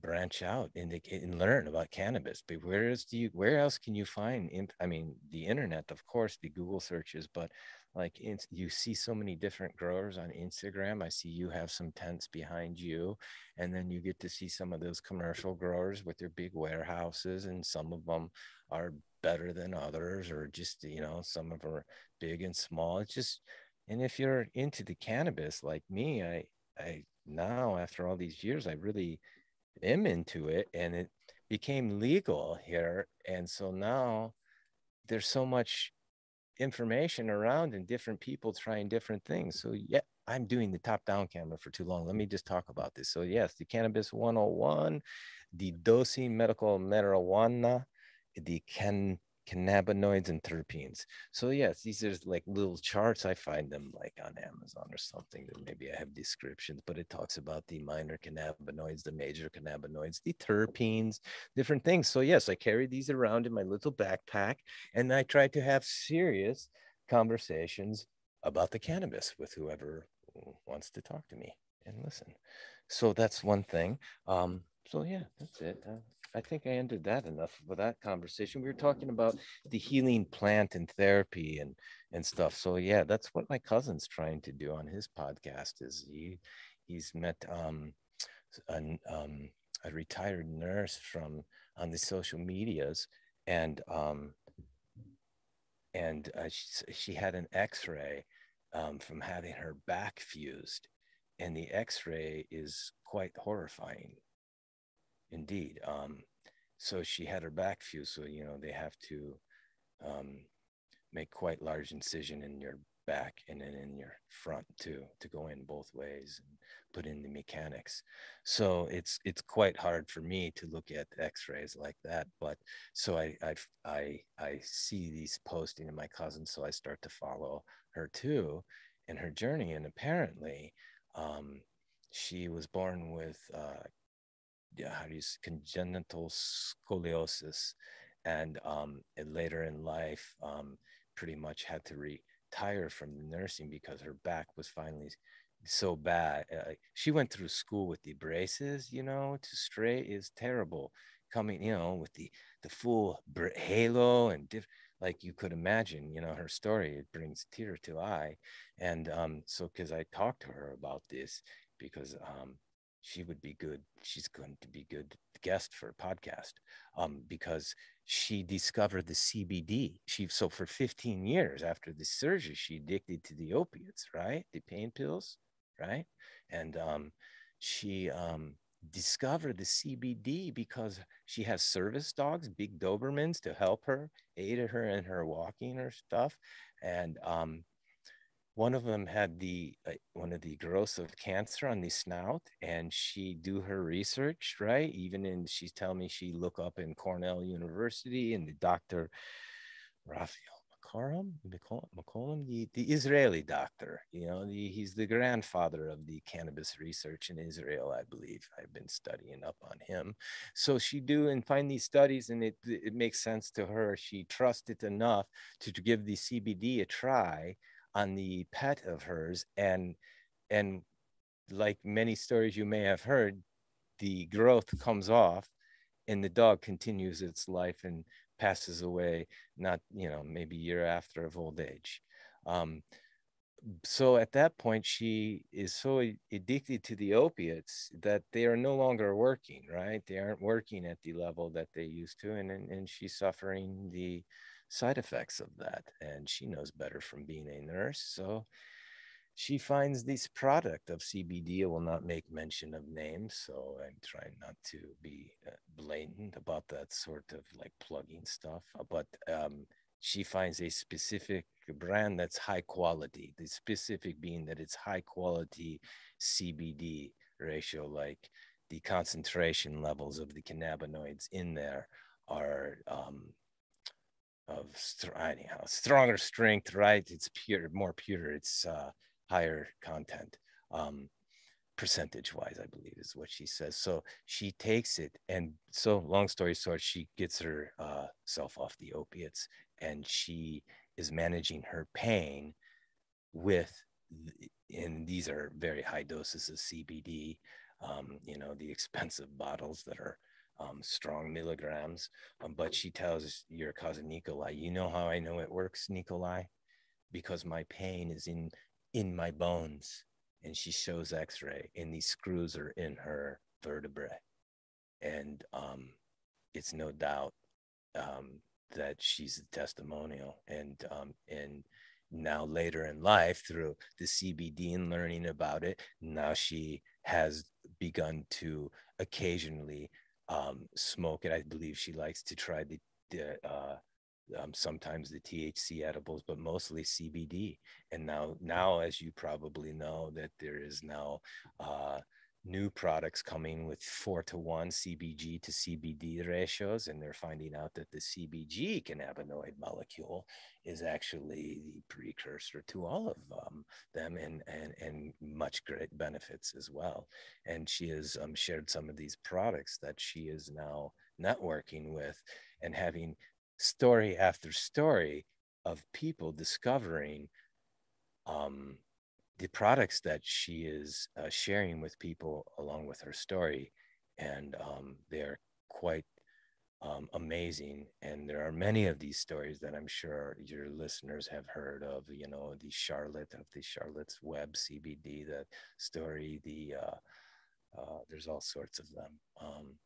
But we can see that the plant helps the Parkinson's, and that we cannot make claims that it heals, right? Because I'm starting to find out you have to be careful what you say on these recordings, cousins, because you can't make claims, because nothing is FDA approved but these vaccines. But anyhow, it's okay for pharma, but not for the plants. So I will just leave it with that bit of facetious sarcasm. But yeah, so plant-based medicine, and my butt hurts, so I have to stand up.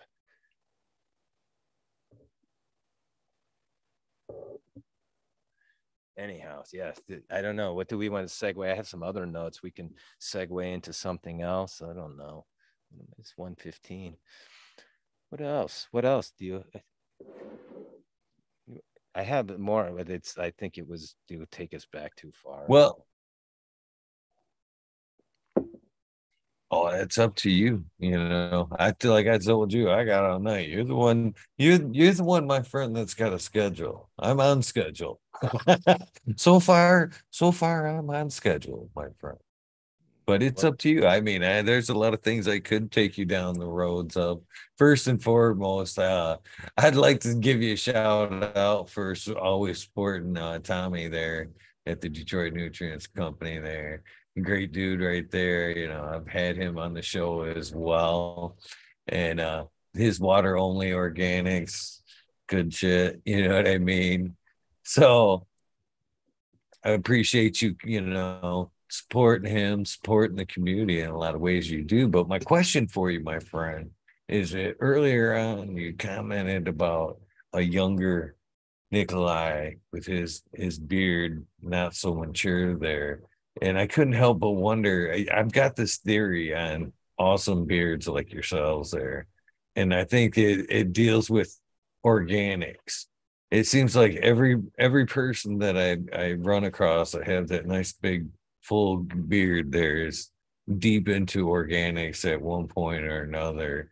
I actually asked that at the guy. I was getting a key made at the auto place the other day, and he's sitting there. And I'm like, I checked out. He's sitting there. He's got a big full beard like that. I'm like, I'm willing to bet you're an organics guy, huh? He's it's funny. It's I didn't say anything about marijuana or anything, and he was like, yeah, I don't smoke, and I'm like, you're an organics guy. You mean so you mean like organics, like like vegan, or like eating raw fruits and No, vegetables, just like, or growing well, that could organically, have a part of it. or Just grow interested in organics, or eating organics, but organic somewhere down the line. It seems like the people that have a common thread of some type of interest in the organics seem to be able to have that big bushy beard to where I see other people with the beards that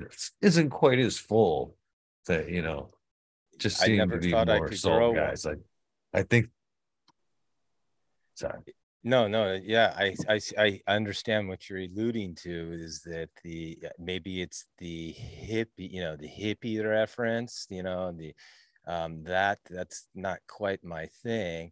Um, I never thought I could grow such a magnificent beard, and I was never allowed to because I was most of my life with mate, and they would never allow your cousin Nikolai to get full. So I never knew I could grow such a thick and robust full beard. And I make reference to the, oh, that's what I was going to show you when I started getting all silly, is I make reference to, if I had the second camera on, I could do type down. But this, when cousin Nikolai come from old country just a few years ago, I did not have this magnificent beard. No, I was doing business in the commercial sector, and I look quite different, my friend. I wore a suit. Um, anyhow, with the money changers, as they say, and and so the COVID lockdowns, and the kind of the reason, I'll open up to you guys, because your cousin Nikolai, I should let you know I'm a bit of a lover and a fighter. I have multi ethnicities, and um, my heritage here from different cultures.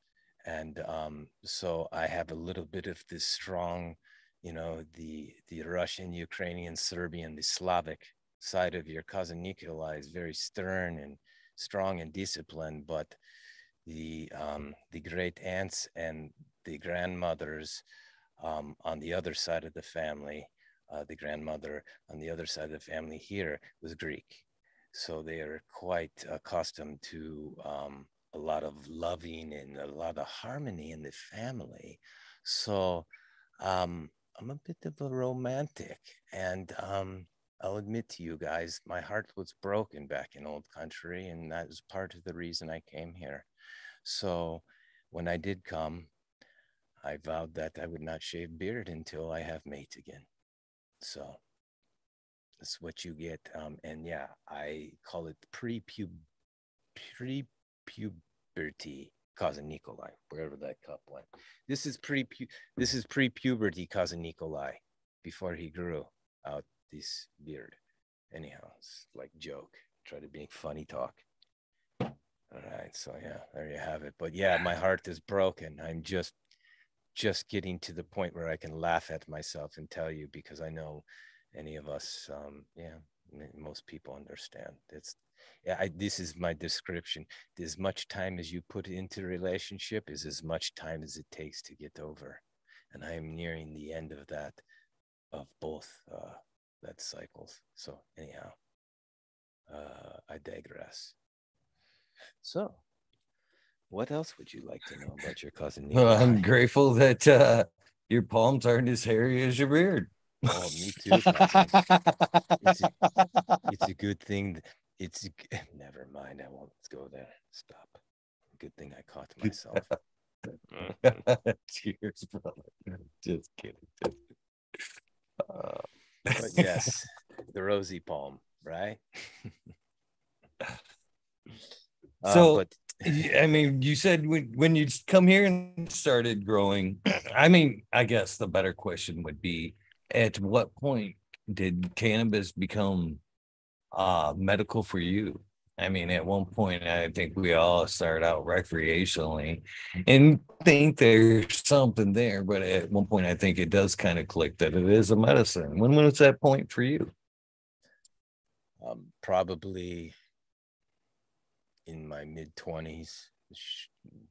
I by college, when I left college, go back to work, I was everyday cannabis user. I'm in California. I was with the cool kids trying to learn to surf. And so it's lifestyle out there, guys, right? It's a bit different.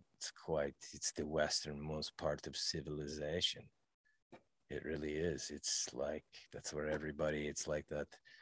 I don't know, one of them Red Hot Chili Pepper songs or something. I don't know. It's like that's what everybody converges upon, but so it's very free, right? Indifferent. So yeah, I was experiencing the culture, and that's like that's just normal. That's like if you're out at the beach or just parties, it's like cannabis. It's the other drugs that people hide, right? It's the I don't want to get into that. It's whatever. But yeah, so basically I became reliant on, and in fact, reliant in the sense of enjoying it for the relaxation purposes of, like instead of like, wanting to go out and party or, and it's, at that age, it's usually always about doing something. And it seemed to always to revolve around drinking.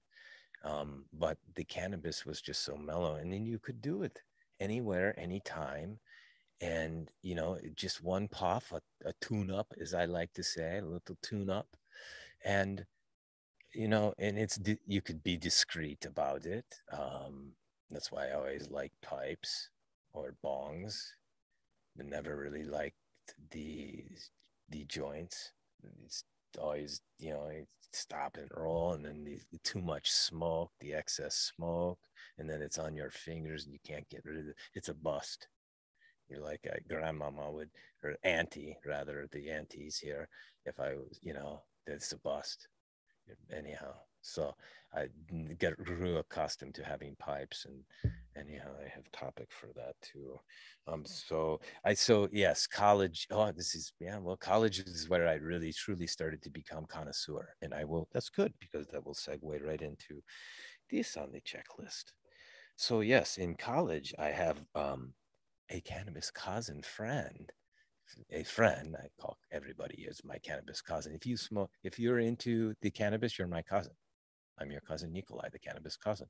So I have a friend. Her name, I will make mention first name because if she listens to this, I want her to get big chuckle and know it was her.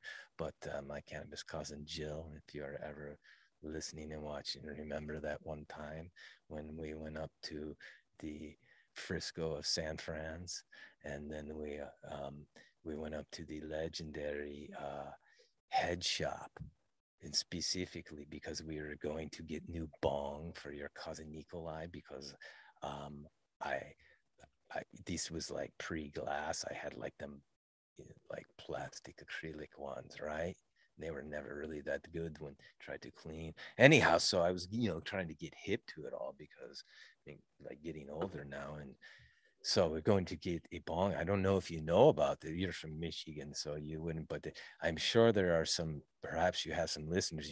I saw you had the Mendo Dope Boys, so I know you have some OGs from the coasts of West out there, and probably some folks that have the gray in the hair and the beard, or maybe down there in their pants as well. And they know of the legendary pipe dreams on the Haight Ashbury. You guys know, familiar with those two streets, the Haight Ashbury district? Of course you are. Well, if you aren't, you should Google it, because that's legendary, right, my friends? It's where it all was happening. It's all happening right there, my friends. Anyhow, so I read the High Times magazine. Now I'm a little bit older, taking you through the life of cousin Nikolai. And so Jill, she knows of the legendary Haight Ashbury and the pipe dreams, and I know of the Haight Ashbury, and I need a pipe, and so she drives me in her little Audi car, and we drive up there through the coast, right? It's really, and we're smoking, such most excellent time. And Jill, she's not too bad on the eyes, so your cousin Nicola is quite smitten. And then and we're driving and we make it to the Frisco San Fran's, and we go to the Park of Gates that's golden, and we do smoke down session, and somebody wanders around, and they were whispering things like doses, shrooms, Romulan. And I was like, what's he saying? What was he saying? And so, yeah, this guy, he was like backpack kid, and he like had some goodies. And so I don't know with his strain. I could be mixing it up. It's been so long. I might screw it up. You know how strains are specific to certain times, but I don't know. He had something wacky that I had not familiar with. And it was some sort of space cadet name. I don't know, but I got it and we smoked it. And remember the tippy toe story? Well, it kind of felt like that, but not quite as extreme, but it was heavy. So it was good giggles. So I got into the giggles. And so we made our way, which we walked. It's not too far from this park that I make mention of, and to the Haight Ashbury. It's several blocks.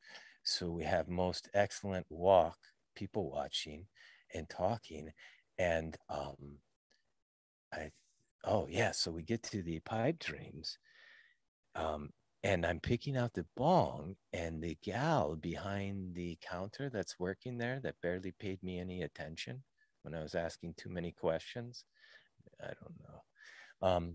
She look up from her magazine, and she goes, "Cool pants."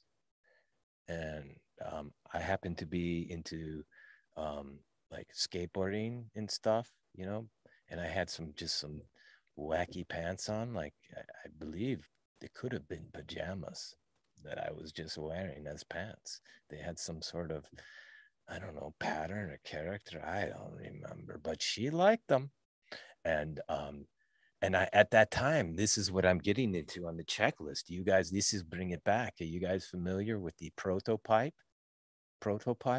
It's a little brass pipe, and they come off. It has chamber. You could put your stuff in, and then it's got poker. It's all brass, solid brass, right? And you take the poker, and you can poke the holes where the screen is, and if you push all the way through, little resin trap comes out, and then you can use that same little container that holds the bud because it's like cylinder, and you can carve out your resin and reconstitute your resin when you're out of smoke, which I did quite often. But so this pipe was like, I was enamored by it, guys. It's like, you guys should look it up in Google if you're like into pipes, like your cousin Nikolai, and getting hip to it all with these legendary glass blowers like the Bob Snodgrass and the Jerome Bakers of out there at the West back in the day, who really paved the way, like the Chong of Tommy's. Anyhow, so yes, the prototype was much more than a prototype. It was the prototype. And so I was looking at it. It was like a lot of money. It was more than I spent on the space cadet weed that we bought. Um, but the girl goes, "I would give you that pipe for those pants." And I thought, really? And I looked at Jill, and good thing suitcase was in the car. So we went back down the car, lickety split, and I traded my pants for a prototype. And I had that prototype for the longest time. In fact, when I was thinking about coming on your show, my friend, I started to reminisce about all these stories. And I got a little teary eyed about the prototype because I don't know what happened to it. And this is like one of those pieces that it's like a pocket knife, right? it to me, that was like, it was such cool. The whole experience was so cool. And this like legendary place, and I'm me, newbie. And anyhow, so that was cool. So we left San Francisco. Let me move down the list before I start to cry about my prototype. In fact, maybe that gives me ideas. I know that business is back in You got business, a and lot of people reminiscing about the prototype in chat, by the way. I just wanted to throw that out there. hold on, let's get down to business. What do we want? We want, all right, excellent. Okay. Hope you guys like that. Um, yes, the awesome. So those guys are vintage. Those boys and girls, those guys and girls are vintage, like your cousin Nikolai, no doubt. It's like 80s thing. But apparently the prototype, because now that cannabis is legal, thank God the two brothers, I watched documentary on the prototype. In fact, I'm hoping to get out there to the real greenhouse guru and the T3 greenhouse supplies, hopefully bring me out to do some most excellent content out there in the counties of Humboldt's and coast of Oregon, whatever they're doing out there. But I would like to pay visit to the shop of the prototype and tell him my story. And I would like to somehow procure the original prototype, because they have made new one and I think it is much better, but I don't really want it. I want my original one, and I'd be like so happy if they had one with the little dent in it, right where mine had that little dent. Never mind. Okay, so moving on, we yeah, so the story from San Francisco, the prototype carries the story on down to the Los Angeles, Hollywood area that same weekend. That's right, my friends. I believe we were there on a Friday afternoon, and I think we just turned around and drove straight down to Los Angeles from there.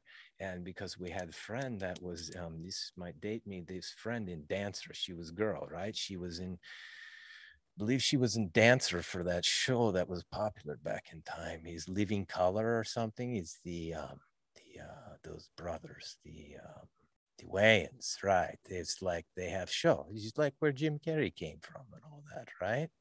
This girl, she was like hip hop dancer.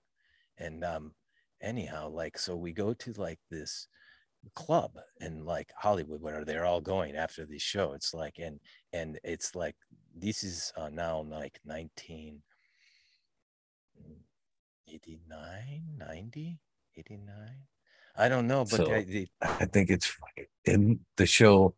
The show was in living color, and I believe you're talking about one of the Fly Girls, correct? yes, she was a fly girl, and we go to, right, fly girls, right. She was one of them, and this girl Jill knew because they were like in the acting school at some point. They like going, you know how all them cool kids in Hollywood. I don't know. I just know Jill through other friending. But anyhow, so she take me down to meet all the cool kids, and sure enough, this like we meet like this rapper Tone Loc, he was there, and this other guy Ice T was there, and then like these other guys from the Jungle Brothers were there. These like they call themselves Zulu Nation or something, and like some of them had some of these girlfriends that were dancers, and I don't know. One of them was this, you guys would know now, is I didn't know at time, but it was that the Lopez Jennifer. She was like there too, and it was like so anyhow, so it was crazy. I felt out of place as always, very underdressed as usual, and but I don't know, they like me, so I get to hang out with Jill and her cool friends and make small talk, whatever. But that's not where I was going with that. It was just part of it. I was just excited to be down there in the Hollywood. It's crazy times. Um, but we leave real late, and this is where the story, this is the point of this, where it gets kind of good, I guess. Well, maybe not good. um, well, we were driving home quite late, and she's telling me about like who we just met, right? Like, do you know who that was? No, who was that? And right, and we're smoking, right, and we're at a traffic light, like on one of them areas, like, so we're out of the main Hollywood busy area, but we're now like business. I don't know, but it looks like ghost town, but with fancy buildings. And we're like kind of off to the side, like a parking spot, but at the light, right? And we're tuning up in the prototype. Yes, right. And then out of the shadows, man, like this dude just jumps on the hood of the car. And like he's got this long hair and it's like greasy, and I don't know if it's windy, I don't know, maybe I'm high, but it is like slow motion and his hair is moving around, like, and he's like on the car and he looks in distress, and he's as white as a sheet, and he has very red lips, that's all I remember, and dark eyes. And I was like, what? And Jill looks at me and says, fucking vampire, and throws it in reverse, fucking peels off. The guy falls down on the ground. She slams it in drive and goes, and I don't know, but I did hear a duh. And I'm not saying she ran him over, because I don't. I think it was just his arm or something. But I believe she was right. It was vampire. One of them, like Lost Boys or something from that movie. I don't know. It's fucking weird though. That's true. So she called them Hollywood vampires. I don't know. So I never went back to Hollywood. Just kidding. I did, but that was that story with the prototype. So I thought that would be for good shits and giggles to tell you guys about. So yeah, that's pretty much. So yeah, to You got bring it up to. everybody in chat cracking up. Oh, okay, good. I like you then. Excellent. All right, more. Yes. Everybody has more than once said they've had fun tonight. I just want I'll Oh, good. pass that along. Hey, They're thanks. much enjoying this episode for sure. Excellent. Excellent. Thank you, my friends. I appreciate all of you for um, getting your cousin Nikolai. It's anyhow, I when I smoke, I feel like I'm the lost boy from Peter Pan. I see. I watched when I was growing up, in old country. The Walt Disney was quite popular, of course. If you could get somebody that had one of them big satellites that would let you see stuff like that. But when I did discover the Peter Pan, a young boy, right? The cartoon, the original animation, um, I believed I was Peter Pan, and and I have been looking for my Tinkerbell for quite some time now. It's true, my friends. I am a lost boy, and I live vicariously through cannabis. I don't know what the fuck I'm saying. Just kidding. Um, anyhow, so thank you guys. I appreciate it. I'm really stoned. Maybe I will take a break here. My ass hurts because I forgot to get cushion for the stool. I've been telling cousin we need to get cushion for the stool, and he says we're on spending threes since the war started back. So yeah, what Yeah, else in my? stretch. Go ahead. Go ahead, stretch. Oh, thank you. Take a Oh, puff there, my friend. yes. Jeez. Let me go back to above microphone so you guys can hear me. Oh yeah. All right. All right. What are you guys smoking on tonight? Let me get my hold on. What are you smoking on, cousin? Well, it just so happens. It almost seems just so happens that it was almost like a plan. You know what I mean? But I am smoking the marijuana, the day slayer there. Is what I happen to be puffing on. It's Uh very yes, my friend. It's like a potpourri of bouquets of terpenes. No doubt. This is organic grown. And let me correct you with his name, Morganja. Morganja. He, yes, I am he's true. terrible. You would think that I'm the one from the old country, as bad as I mess up a lot of names, to be Right. honest with you.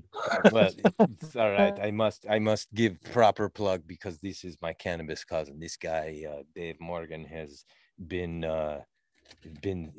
checking me out for quite some time. He's been making sure I he polices me in a good way.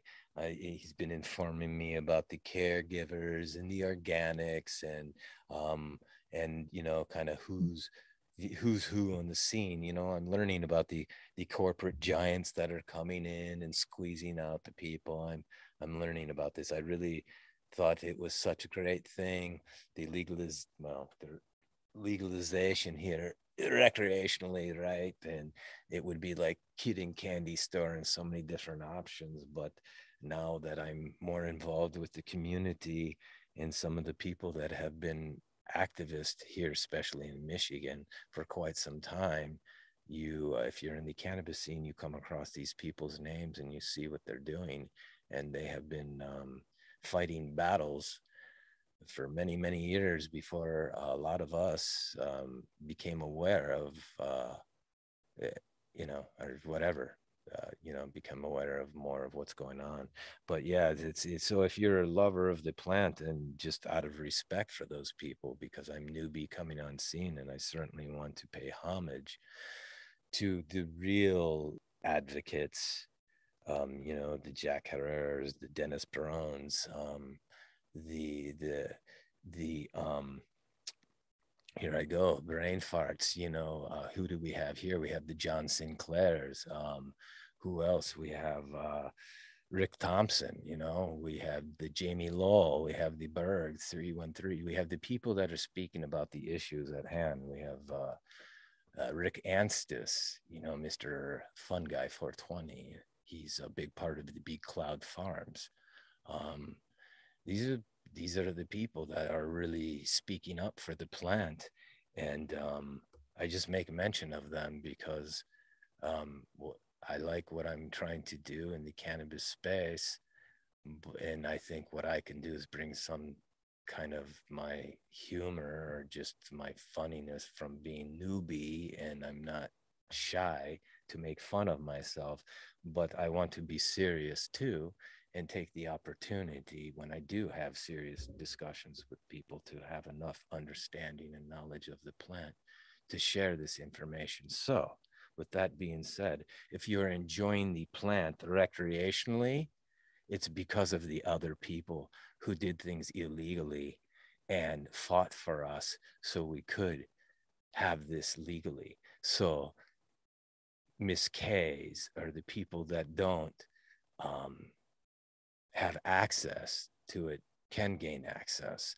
And it would be really nice to have the community support the dispensaries or the caregivers or the growers that are trying to be legal, that are trying to do the right thing, and and give back, to the community. And this is a conversation that I had on the Medical Mondays, is like, where are the okay dispensaries? Where are the good cannabis brands? Who are the good ones? That, I mean, because not a lot of them were caregivers that have now went legal, right? So we want to support them. That's what the idea was, is that if they are business savvy enough to position themselves and get the finances in order to play the game of jump through bureaucracy hoops, then we must recognize those people and support them. And so that is what Dave Morgan of Morganja Farms has taught me about true caregivers. And so when I see Dave Morgan of Morganja Farms, I I support him. I go there and I pay what I would have paid normally, back in the day. There are no, like, there's no reason to go to your, like, I'm sorry, I'm rambling on, but like, it's worth it. Whatever he asks for his, it, I'm sorry, I sometimes feel like I get too involved in a topic that I may not know enough about. And that's where I should No. stop with my opinion. But I'm just saying, support the good ones, find the good ones. And yes, it's your responsibility to know um, the politics of the plant too. So when it comes time to vote, that you're aware of the issues, because they're trying to change things. All you have to do is look at California, Washington, Oregon, and Colorado, and the price of the cannabis. Um, it's all changing. It's just a matter of time before big corporate giants come in more and more, right? When will it stop? When will it be in Walmart and being sold just like alcohol? You know, um, I don't know. See, I ramble too much. I'm way ahead of the game, but my point is just stay responsible with the planet. It's not just smoking and forgetting, right? You have a responsibility to share the message, whether it's healing or just turning someone on to it properly. I guess we all have to do our part. I don't mean to lecture. I'm sorry. Anyways, I do need to smoke bowl now. Maybe I should. Yes, it's time for the day slayer. I Please have been, smoke that bowl. huh? I said, please smoke that bowl, my friend. You've been so kind. You watched me smoke what, 3 or 4 joints. Yeah, You right. more than deserve Yeah, all a right. puff. Okay, But hold I on. can tell you, I greatly, greatly appreciate what you're saying, though, about supporting the caregivers and the passion of supporting your friends and all that. 100%. And I greatly appreciate you yourself and your cousin for wanting to tell these stories. Even though we may be working on a similar goal, you know what I'm saying? I I in no way think we can cover it all. You know what I mean? There's so many amazing people and stories out there. I greatly appreciate you hitting the road and trying to meet these people and tell the stories because it's important. It's hugely important. You know what I mean? We talk about the medical side of cannabis and we see recreational quickly steamrolling in and trying to suck the heart right out of the cannabis community. And I think it's moreover super important these stories get told so people realize it isn't just recreational. There's more to cannabis than going out to a provisioning center and picking up, some recreational cannabis. There's medicine behind it. There's a culture behind it. There's great people that brought it to this point, like you say. And I appreciate it. I think, when I started this, people asked me, you gonna do this every night? I'm like, yeah. You sure? I said, I don't think I'm gonna run out of people to talk to. You know what I mean? And I appreciate people like yourselves getting out there and reaching places I can't reach. You know what I mean? Because there is so many amazing stories. And moreover, I want to thank you for coming on and being an amazing guest because you know what I mean. This is the perfect example right here of what you're gonna go. You know what I mean? I didn't meet you. I've never met you before, other than the recent random bump in at Mendo in Michigan. So this is a perfect example of the awesome people that you run into for happen chance. You know what I mean? You never know where roads are gonna cross. So you know what I mean? You're a perfect example of amazing people that you're going to run into when we go out to these events. So shout out to you for, coming on and, shining a light on who you're going to run into at these events, my friend. You know what I mean? Awesome person. I greatly enjoyed this so far, my friend. Thank you very much. I appreciate that. Thank you for saying that. Yes, well, if I'm sure the listeners that are listening are true, as we say, stoners, and they know from experience that especially when it was illegal, when you found a cannabis cousin that smoked with you, whether you're on vacation, maybe on job, or just you smell it at a concert and you give that person the look, the nod, whatever. They see it in your eye and they offer it, and then all of a sudden conversation strikes up, and that person could have been from anywhere, any color, any race, all of that, right? um, and it was always a unique thing when you would come across that your cannabis cousins out there. And a lot of that's all you needed. Was That's all the world needs, is one common thing to bring us together for a moment, to to not think about anything but what we're there for. And usually when you don't have it and you want it, that's what you're thinking about. And there's a goal, right? You need to find it and procure it. And the person that has it is like-minded like yourself. And as you know, when you do smoke it, it's quite a different feeling than when you drink alcohol. And I use alcohol as the main reference. It's the only drug out there that you have to make excuses for why you don't drink. When you say, when someone offers you drink, you're like, no, why is that? What? Like you have problem with drinking? Hmm. Yes, actually, not like it was habitual problem, but how many children would be much more at ease in their life and better off with a parent that came home too stoned or too high, as they say, than too drunk, right? I don't want to make a big broad stigma reference to all alcohol, but more times than not, the demise and destruction from that drug um, that is so prevalent in our societies is the biggest problem of all. I would say that's the gateway drug.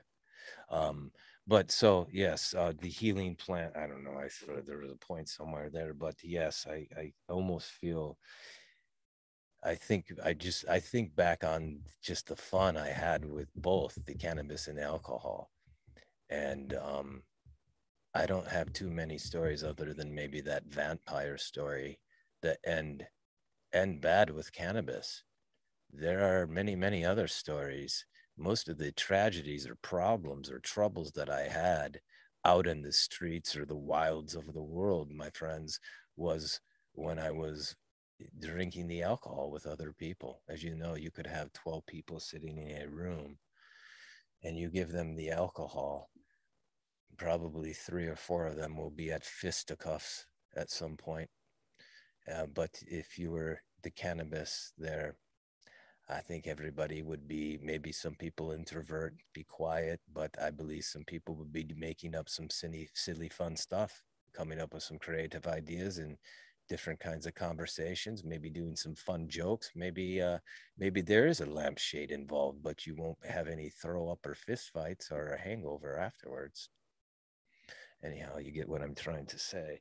So let me switch. Yeah, so let me switch gears and take it back into my adult life with cannabis as I started to get older and learn more about it and try to procure it more. I would come across better people that were able to have growers or hookups with better cannabis. And that's when I started to learn about the different strains.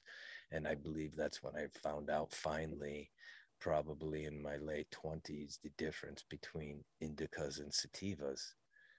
And I always wondered why sometimes I would get a bag that smelled very good and looked very good, but the high that I got from it wasn't that stoned high.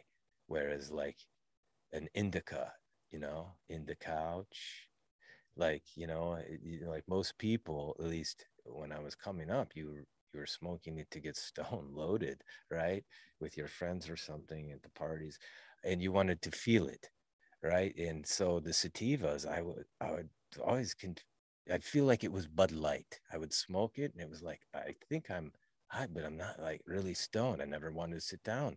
No wonder I could never go to sleep at night. And my mind would be racing. I should have got up and cleaned the house. But that's when later in life, I now, the indicas and sativas. So during the days, I'm smoking sativa dominant type strains. And then in the evening, like when it's time, then I get down into a heavier, more indica based, like the Day Slayer from Morganja Farms, of course. And and anyhow, so yeah, so now I am like a bit of a strain hunter now that it has come on scene. And now that your cousin Nikolai is kind of like getting hip to it all now, I'll fast forward us all the way past the troubles of my adult life and divorce and beautiful kids. And now I have grandchildren here, and we're enjoying ourselves. And they are like, well, they're quite young, but I have my granddaughter, and some you could go back and past Instagram reels, and you'd have to dig kind of deep. But I last summer had her in the garden with me, and we did a live stream and had lunch and the plants. And so the mama would let her come over to grandpapa's house and walk in the cannabis garden. And she was a little bit apprehensive because of the stigmas. And I'm trying to explain to her, I'm not trying to smoke cannabis with my granddaughter. I'm just simply watering plants. And at this point, they're not even flowering. So uh, how is there anything wrong with this? It's like tomato for all. If they didn't recognize leaf, it could be tomato plant for all she knows. But I just tell her, do you want to learn? Do you want to water the plants? And I tell her it's about cannabis, and my goal is to teach her about this. It's a good bonding experience. I'm rambling quite a bit. I didn't mean to get into that, but so anyhow, yeah, I'm doing the outdoor growing with the grandkids. I was going to say something. Oh yeah, I'm bringing you up to speed to mainstream time. And what I like about cannabis now that I'm getting hip to it all is that I'm learning more and more as I'm growing and teaching my granddaughters, right? And meeting new people like yourself, Eagle. And then, of course, you had on the legendary Michael Fang. If you're watching, cousin, big shout out to you and cousin Amy. Hi. Hi, guys. And um, their new favorite friends, because if you, and you guys should, you should go to Eagle's channel and check out the Mendo and the Mitten. And then when you're done with his, you should go to my channel and check out the Michael Fang talk on the Mendo breath, which, if you don't know, I will make mention again, is the backbone to a lot of the genetics, especially here in Michigan, from what Michael has told us. Um, and that many people have these genetics in play and don't even know it. And some of the more popular brands that have come on scene, and I will not make mention of names because I don't know enough to talk, but Michael has clued me in a little bit more about how this whole legacy of the genetics has come about, and how some players have gained access to these genetics without leaving proper, how you say, homage to the original people that created these strains. And if you don't know about the genetics and strains, you're newbie like your cousin Nikolai, be sure to tune into my channel because I will make a little announcement. The Michael Fang will be coming on to show a bit more often, and he has blessed your cousin Nikolai with a pseudo apprenticeship with his genetics to be like a personal apprentice of his and learn how to grow his lovely cultivars the Michael Fang way. That's right, my friends, crystals and everything. Double rainbow, as I like to tell Michael, it's going to be double rainbows.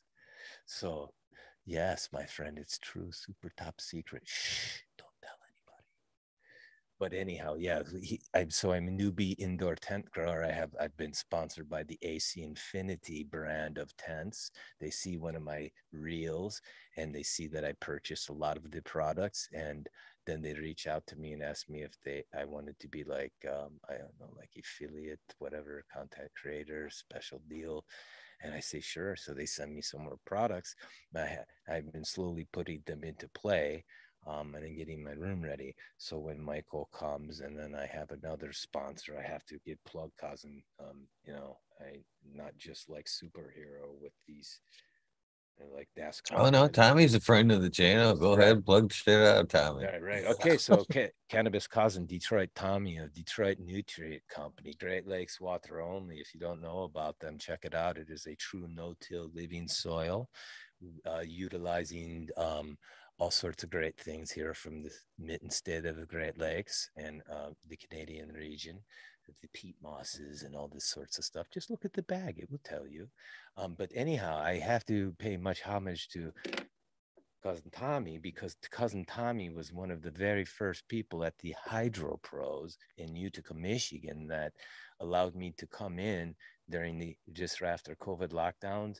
And I walked in real shy and asked if I could do some filming content with my cousin Duke, who's my miniature dachshund family dog. And I tried to, do these content with Miss K, and they let me come in there. And so that was one of the first people I met was Detroit Tommy. And I said, "Hi, cousin, I'm cousin Nikolai." And I showed him a couple things. And I guess he liked it like some of you are liking right now. And I asked him, "I'm looking for people to sponsor. What's the soil all about?" Because I did my own pseudo super soil the first year. I did it all by myself. Pseudo super soil, I called it. Wasn't really a super soil, but it was pretty close. And so I tell Tommy about this, and he says, "Well, you should try mine." And I said, "Well, okay." And so he gave me most excellent sponsorship. Okay, so that's what I did. And this year, same thing. And I get most excellent shirt and I get new hat. So I don't have many clothes that are cool. Like all the cool kids have all these like brands and logos. So it matches. I like it. What do you think? Like superstar. I I like it. Again, I appreciate you, support some great people in the community. Hey, he is Yeah. a pretty great dude. I've had him on the show. It was a fun episode. Sent me some mushroom bags, hooked me right up, didn't even blink an eye. Same kind of shit, that's the way that dude is, man. Same thing. I inquired about some soil. I got you. You know what I mean? That's kind of, so I don't mind you should give him a shout out. Awesome dude, 100%. But I want to pull you back a little bit because you see me maybe an eye raise when you were talking about being a Jedi of Mr. Fang there. uh you mentioned crystals. So that sparks my interest because that is something man, you'd probably be surprised and probably really like a lot of past guests and content, you know what I mean? So at one point we brought in the witches. We brought in the witches, the green witches. I don't know who you're And speaking of. You'll have to clue me in. I'm so totally new. basically like herbal witches, you know what I mean? People that are more want a homeopathic, and you know what I mean? There's a proper term that I'm When you say missing here, witches, but is it a with brand? them, Are you talking about a brand like they call themselves the Green Witches, or are you using a like sarcastic term, like labeling no, them? no, no, no, no. There was uh I forget what the whole it's been so long and I smoked so much weed. It's okay. Take Um, your time. so there was a small crew there, Miss Chicha B, Amber Lana, Miss Madam T. They're again kind of in the Cana community doing their own thing once a week, talking about crystals and homeopathic medicines and a little bit of everything. Okay. And with them kind of the channel and people hung out here, I'd already kind of had, and I have a thing for stones and stones, crystals. When they kind of came with them, came more of an interest in crystals. And we started talking about adding crystals with the soil. And at one point I had Jake from Midnight Roots on, who I think is a super interesting cat as well. And we were talking crystals and well, he was talking about how he was working with the plant and putting the pickups on the plant and being able to make music and whatnot with it.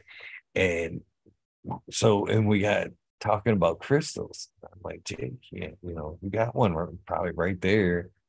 Why don't you put it at the base of that plant? And no shit, if you can go back watch the episode, well, first of all, as the plant's sitting there, you can tell, as the more we were talking about it, the more active the plant got. Not really. And we took it right out of the night cycle, you know what I mean? So it was sleeping. And as we talked about it, seemed to wake up a little bit. Then he grabbed that crystal, dropped it at the base of that crystal, or at the base of that plant. That thing went, woke right up, boom. And even more so as we talked about it, that plant started going crazy and stuff. So we've talked about a little bit around here about crystals in the soil, crystals around your plant, affects, the energy they put off. So that's why I kind of, I was like, another one. They fit in well around here. They fit in well. I knew it was a good meet. You're on to something. Somebody, yes, you crystal folks, the crystal worshippers. Yes, you're onto something because I won't make too much. I'll give my opinion. I will leave that to the episode with the Michael Fang to get into more of the crystal, because I have one of Michael's crystals that he bestowed upon me with the genetics. He gave me a little gift. So this is a good plug for that episode because I know there's a lot of people that watch the show that are interested in the subject. So if you could take them, a little further and give them some information, heck yeah, it would be a Okay, good well, I episode guess. for them. All right, guys. Well, you're getting sneak peek, and that's what cousin Nikolai likes to do. If you're new to your cousin Nikolai, be sure to tune into my Instagram show where I bring you sneak peeks inside the cannabis industry, on both sides, and the people I meet in my quirky, wacky way. And so, yes, I have most excellent. I think I clocked it out at 1 hour and 14 minutes with the Michael Fang himself today, all about this. I won't give you too much of the details until infrastructure is Just more tell them up. if you could maybe I give will. them, remind them where they could find it. Yes, I will. Maybe give them a little hint on when they could see it. Yes, I'm going to give you all the Perhaps. teasers I can. I'm just not going to give you all the details. I'm teasing you right now as we speak. What is that in the background? Is my life? What's going on? Oh, it's the monitor. I don't like that. You guys probably don't even see that. Anyhow, see the squirrel. There's a squirrel. Anyhow, yes, the Michael Fang has bestowed upon me. I met him out at his spring eye gathering. Let's do this properly since we've got, wow, it's 2 o'clock. I don't believe I will be getting my reel done in time. You guys don't expect my reel to be launched at 8 in the morning. Oh boy. Anyhow, Sorry. so the Michael Feng, I meet him at the Third Eye Spring Gathering, which was a very special, exclusive gathering that Michael and his mate, the Miss Amy, put on, bringing his world-class genetics uh, to the folks of the Metro Detroit area at this most excellent place where a lot of the artist community here in the city of Motors, Detroit, um, reside. They are glass blowers. In fact, the Michigan Glass Blowing Project Company has loft there, and they put on classes. And your cousin Nikolai is trying to infiltrate that inner circle. Um, but it's anyhow. That's another topic. And so yes, the Michael Fang have this private party, and I find out about it. I did not even know about the Fang. Yes, I hope my cannabis cousin, and please, this is big shout out to another one of our cannabis cousins that's worth a mention and a follow. Eagle is Dreaming of Cannabis is his page. What an excellent name, Dreaming of Cannabis. Check him out on the gram, and he finds your cousin. Oh no, so I'm also sponsored by another company, Cutting Edge Solutions, and the growers tested formulas to. So I will be doing organics in the no-till living soil with the Fang in one area with some products that I have acquired. The Autopot system in particular, I am running now after I have overwatered and underwatered and that made a real mockery of things. My first run with the auto flowers here inside, I was chasing tail quite a bit, and so I bought into the Autopot system, and that's what I will be using to hydrate and feed the plants as two separate Autopot systems. And then within those systems, and this is what I'm getting to, you guys are getting sneak peek of the full layout of what's going on. So I have this little, you have to go to my Instagram page and see previous posts. I show pictures of my I call it my indoor mini grow room, where I have a couple AC infinity tents, and then I have two separate areas I call the cubby and the shower area. And they're basically, as you look at it, I have one tent, one 2x4 tent here that will be growing the Michael Fang genetics and with the crystals and the living soil. And in fact, this will be first time Michael. I guess I could let them know. Well, hope Michael doesn't get mad. Michael grows in a certain soil that is real quiet. I don't know if I have permission to make mention. And plus, I don't know if I want to plug that other company that is in competition with the Detroit Nutrient Company. But there is another legendary living soil that a lot of people know. And anyhow, so the Michael Fang utilizes that with his super special secret crystal recipes and ways of the Michael, and does his thing that we know brings out some world-class genetics, like that stand up with a lot of the great growers in the world. And Michael happens to be one of them, and he's got a way of doing it, and I really like his style, and I'm just lucky boy, I'm really rambling on.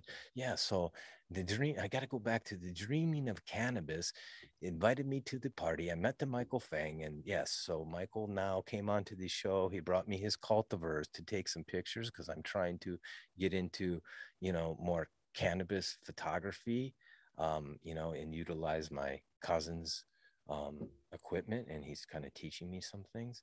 But anyhow, so I do some pictures for Michael, and when I get him on the show, and he started to tell me about the genetics, and so we kind of bond and we make nice, and I tell him that I'm sponsored by the AC Infinity, and I have to do a seed to harvest grow, and I asked him, would you like to be involved? I mean, if you wanted to do collaboration, I have this cool studio, and you could come out and teach your cousin Nikolai what's up.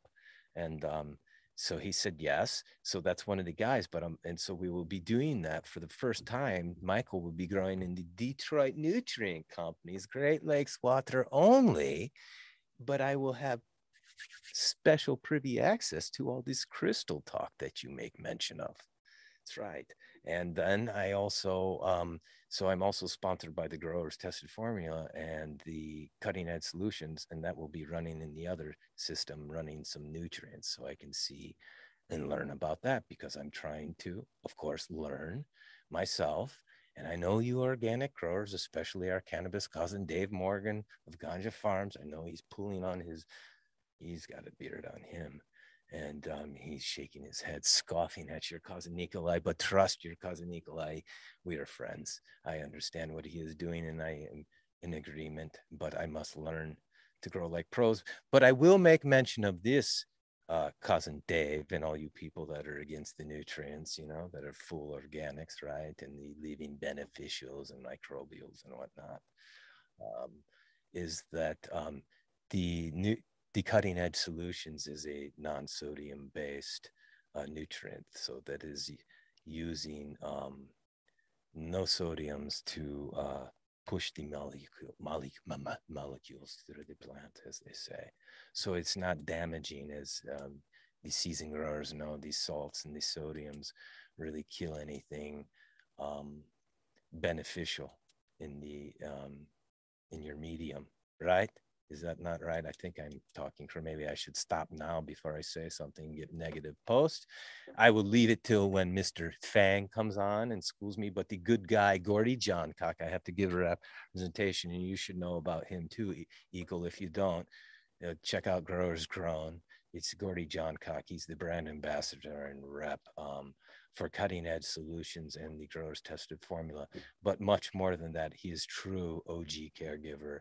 And he spent many, many years out there in the county of Humboldt, coming out the ranks. And then he's a longtime Michigan resident. And now he's back here spreading the truth about the healing plant. And I have to give him shout out, because he take a liking to your cousin Nikolai. And it's because of him and Tommy and Michael and you now, Eagle, and the Berg 313 and the Rick Anstis, that just in the last 3 months have, I guess how you say, level me up in this world of Instagram and cannabis community. But it brings validity and gives me more reassurance that I'm on the right path to success in what I'm trying to do. And quite honestly, I really want to uh, get my podcast going on the Cannabis Evangelist Network. That will basically be my cousin's production network through his content company. And I will ride coattails like that. But I feel as though the more I get involved with people like yourself and Michael Fang and the Rick Anstis, and that I can maybe go out and showcase these things and bring information that people haven't heard, or just different, you know what I'm trying to do, something interesting. um but yeah, so I'm so let me round it up. So yeah, Michael's bestowed upon me a pseudo apprenticeship. He will be coming on, and we spoke today, and we plan on doing this. I would like to get it going here right after the 4th of July. Or I would, I'd like to say 1st of July and start it then, but it will not be like some documentation, whereas every week to see that we will give you, we will get together hopefully once a week, or at least once every 2 weeks. But we will do some content. We will probably sit down here at the table. We'll probably mess around with the plants, little, axi cam, a little shaky cam type, like right there. Maybe it's a live stream. I don't know. Maybe, and we talk about the growing and what we're doing, and then maybe when we get into the thick of it, this is what we're thinking about, is giving really good valuable content. Like you talk about the crystals, and I'm sure people have lots of questions for the Fang. I do, because I've been reading up and studying more about him. um, and so yeah, we will try to do that in some sort of structured format that is beneficial for not only the newbies like your cousin Nikolai, but for you seasoned veterans that know of Michael Fang's background and the genetics that he's playing with. And of course, he has the Seed Bank International, which is housing a lot of different breeders, as I am coming to understand. Michael is bringing me up to speed, so to speak. And perhaps there will be some sort of exclusive seed drop in correlation with this grow. Just maybe. Shh, don't tell. Secret. But anyhow, stay tuned for more. But that's what's going on. But yeah, apart from that, I will be simultaneously probably growing some auto flowers, maybe in the, I call it the cubby in the shower. It's not a tent area, it's the open area. So it is pretty dark in there. I was just checking the other night. There's no, I could have some photo periods in there, but I kind of like this auto flower thing. In fact, I just finished growing them, and you guys will like this. I'll be honest with you. I do newbie things. So yeah, auto flowers have a certain amount of time, right? Right. Like they flower at a certain time and then they're done, right? Well, all cannabis plants at some point are done. They start to hit a point of no return and they die off, right? Well, I I guess I kind of forgot that I was supposed to be like, I mean, I kept track of everything. So when good guy Gordy Johncock reached out, because I was wondering why my plants were yellowing, and I started to chase nutrients, and I was really all over the place because I was growing cocoa on one side with nutrients, and then Detroit Nutrient Company, Living Soil all by itself. Same seed, same plant, same autoflower, right? From the Hashistan Farms. It was an Afghan land race, I believe, mixed with an orange sherbet. I believe that was it. It's an autoflower. But so I tried technique. I do a topping, right, on one of them to get the canopy all level, right? And then I let the other one grow like Christmas tree because I just want to see what the difference. Am I talking too much? Just kidding. Anyhow, um, so yeah, I do the Christmas tree style, and then I quickly realized, because then halfway through I buy a par meter because I'm trying to be all techie, so you guys don't laugh at me being a newbie grower and like try to make fun of me in the comments, because I'm not very sensitive like that. I don't know if I can take it. And anyhow, so trying to be like all technical, and excuse me, I try to measure the par meter. So I get the, oh, it's really cool. You guys should check it out. It's the, Oh gosh, man, I have the thing right there. It's a spot on meter. Yes, it's the spot on meter by InnoQuest. That's right. You could go to my Instagram page and go to the bio, and I have a Koji link bio with all my affiliate links for these products that I am playing around with, and that happens to be one of them. It'd be great if somebody went there and actually bought something for once. I would like to see one of these affiliate codes actually work. I believe I have sold one of my cousin Nikolai mugs, vintage mugs. In fact, you guys, if you're listening, this will be like this is like limited edition. This is pre-puberty cousin Nikolai before this most excellent beard. And I'm going to change the logo. Show him the sticker, cousin. Show him up the sticker. It's what current logo is Sticker. on my thing right there. Don't stick that, cousin. I'll give you another one to stick somewhere. You keep that. That might be worth something. I know the first original one I should turn into NFT, make like little limited edition, and make everybody want to like chase after it. I don't know.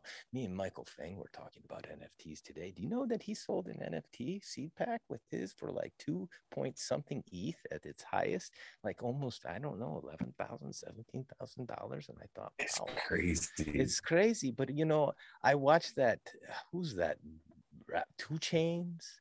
Somebody they go around some show. I saw my other cousin down in Detroit. He smoked me down with one of these blunts. I couldn't get off the couch, and I watched TV for way too long. I hardly ever watch TV because I feel like it's a waste of time. I need to be creating something.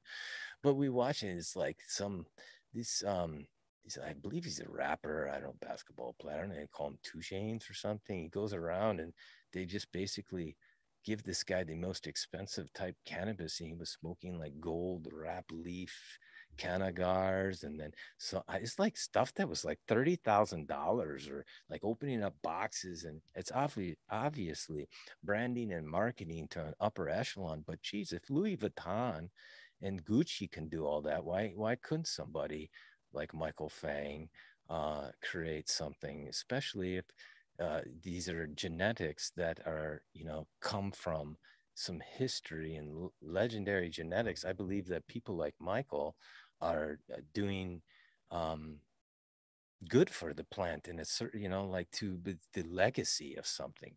And especially as he's educating people along the way. And Anyhow, I don't know too much to talk about it because Michael tells me there's a lot of haters out there and blah, blah, blah, this and that. To each is their own. I judge each man and woman for face value with my personal experience with them. And usually, when it revolves around cannabis, there's usually not too much problem. The things that problem people have usually result from the beginning of an ego that now takes them down a path of not just allowing people to do what they want, right? And make the best life that they can. And then we need to build up people and encourage them, and especially in this cannabis industry. Yes, there are players out there, and I think it's the people that I know, and I have to, and I'll bring up. I'd be the first one to be against the people that are profiting off the plant that have not even smoked it ever, right? To me is like, well, you're a capitalist. I understand that. That's fine. Um, but I don't want to shop at your store. I don't want to hang out with you. In fact, most of the people that I gravitate to, you don't have to smoke, but typically the people that I are people that are cannabis users. I don't even need to know about it, right? But you just like these people and then come to find out later, oh, you do like cannabis. Well, no wonder I liked you. You're of like mind, right? And you're just like feelings. So let's talk about the feelings and vibrations, right? So I'll segue, spin you right back into the crystals. And I'll touch on that because everything is frequencies, is it not? And I will make mention of the great Nikola Tesla. Are you familiar with Nikola Tesla? Yes, he's Serbian cousin. It's true. Serbian cousin that grew up in Croatia. And anyhow, he was the inventor to it all. Everything that we have here. It was the other ones that were trying to, just like they do with this plant, suppress him and his wonderful inventions and discoveries that brought us modern day Wi-Fi, the radio. The man that was Italian that discovered the radio, he couldn't figure it out. He went to Tesla in New York. So I'm having trouble. And Tesla was like Elon Musk of Tesla. Tesla, the modern day Tesla car company is open source. All that stuff is open source. If you can make a better car, start there. Make your electric car. He said, I just watched a motivational talk and he's like, I hope someone does put my company out of business. That means that we're progressing and it's better for humanity. Right. So, boy, I get off topic. Sorry, I don't mean to lecture so much. I guess that you get to hear my opinion. Good thing I'm not drunk, right? Anyhow. So anyhow, frequencies. Oh, thank God I didn't smoke the Day Slayer yet. I'm still smoking on, and I have to say, a big shout out to Leaf Cycle. If you're watching, cousin, yes, I'm smoking on the Leaf Cycle. He is another cannabis grower, organic caregiver, my cousins, and he's on the gram too, Leaf Cycle, and I have to give shout out because he's another one, Eagle, that believed in your cousin Nikolai and actually reached out to me on the gram and came over to the house. And he has been motivating me to keep pushing forward and in my endeavors here. And in fact, he was over just the other day. And as you know, what you're trying to do, I'm sure early in the beginning, I see you have hundreds of, how long have you been at this, cousin Eagle? Very long time. How many years Very on that? long time. Like, what's that mean? Well, for this in particular project, I'm in year 3, but before this, I helped start another Michigan-based kind of show as well. And then before that, I was actually a representative for TGA, sold seeds for a very long time. I was a tester for Sub and a personal friend with him for a very long time. Actually, I see somebody here in chat that I haven't seen around in a while that was super cool that met me back when, things started, we could actually, the medical scene took off. And I met this person there at one of the dispensaries and was a bud tender and was greatly impressed that they knew what the fuck they were talking about. She was talking about CBDs and fucking she knew. And I gave her praise then. You know what I mean? I'm like, this is such a relief. Somebody's actually talking about this plant as a medicine. And you know what I mean? It's kind of cool that happened to see this all kind of a little bit full circle. But man, I've been doing this for a very long time. I'm super passionate about the the plant itself. I've lost a lot of people from pharmaceutical medicines. Outside, this plant's been here for me forever. You know what I mean? I started smoking at an early age. My dad fucking sold a lot of weed. When I was on my own, I hustled. I've always hustled the planet in one way or another. And it was very gratifying, to become a caregiver and start to know that I was making a difference and meeting great people, you know what I mean? To finally hang my head up high, you know what I mean? And how often as cannabis consumers, growers, people that just flipped a few bags just so they could get there free, you know what I mean? We're viewed as drug dealers or whatever. It's been awful nice to see this come around and be able to hold our head high, you know what I mean? Just because we didn't drink and we chose this path, you know what I mean? You know what I mean? We're finally starting to be able to be vindicated. You know what I mean? It didn't fuck us up in school. It didn't take us down the wrong path. It's made us nothing but great people.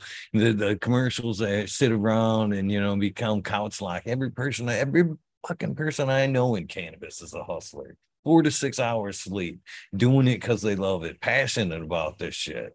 You know what I mean? There's the stereotypical bullshit behind what we've been pushed all these years is sad. And again, I got a lot of respect for you and anybody else that out here trying to, spotlight the real reason why we do this. There's two people. The person you were talking about earlier that does it just for the moment, that's industry. That's the cannabis industry. Me, you, the caregivers out here that are doing this because we love it and we know it's a medicine and it's a fucking powerful thing. Not just, again, how many great people have we met through the cannabis plant, much less, the medicine, the impact we see it have that way. But I'm very proud there's so many people doing this and showing these stories because it's a fucking amazing plan. And we have to make people realize there's more to it. Because the recreational cannabis comes rolling through, it's going to take away a lot of our rights as growers, caregivers. And that's why I love these festivals. These festivals support the people that are the real true heart of what's going on in cannabis. The fucking the storefronts in a lot of in places, yeah, they're helping people out, patients out, but the people that are really got the passion and give you the quality cannabis are at these fucking festivals. They're at these fucking festivals, man. Flat out. So I don't know. I have a lot of respect for anybody that grows the plant one way or another, but I've got a lot of respect for the caregivers that even though times are tough and we're trying to be pushed out, like you were saying, a lot of us, I got all none but respect that all the caregivers that are up there now and doing it because they love it. That's the dream we all had. Congrats, you fucking made it. You know what I mean? I got no hate for that. You know what I mean? I'm very proud to support you. You know what I mean? So, yeah, it's a great thing. It's a great plant. It's a great community. So, yeah. Pleasure to meet you, my friend. Thank you. Pleasure to meet you, cousin Nikolai. Thank you, cousin. Likewise. It's my pleasure. And no, you bring up great points. And we're at just the beginning of it all. I mean, we're we're at just the beginning. It's we have so far to go still, right? Breaking the stigma of it's terrible, what it can do for the children with epilepsy. And oops, that's a mistake. Yeah. Oh, that's what the keyboard does. Oh, look at that. Space bar. There's the wrinkly green screen. That's right. Anyhow, good thing cousin's not here. Anyhow, so yeah, it's we have a long way to go, and yeah, what you're doing. So I was asking, like, how many episodes do you have on your podcast here? Because I was like 663.5. I was like confused by the numbering. How many podcasts do you have? Wait, You do this every well, night. see, there's thousands now. When I set out to do this in the beginning, it was like question mark, tuck and roll every night. And somebody asked me, how are you gonna plan to do this? I was like, every night. And they're like, every night. And I was like, every night. And so I went 2 solid years of doing it every night, 11:30 to 4:20 every night. Third year kind of started, life happens, had to, take a few days off here and there. But the point fives are the Weedner worlds. So the Weedner worlds, Okay.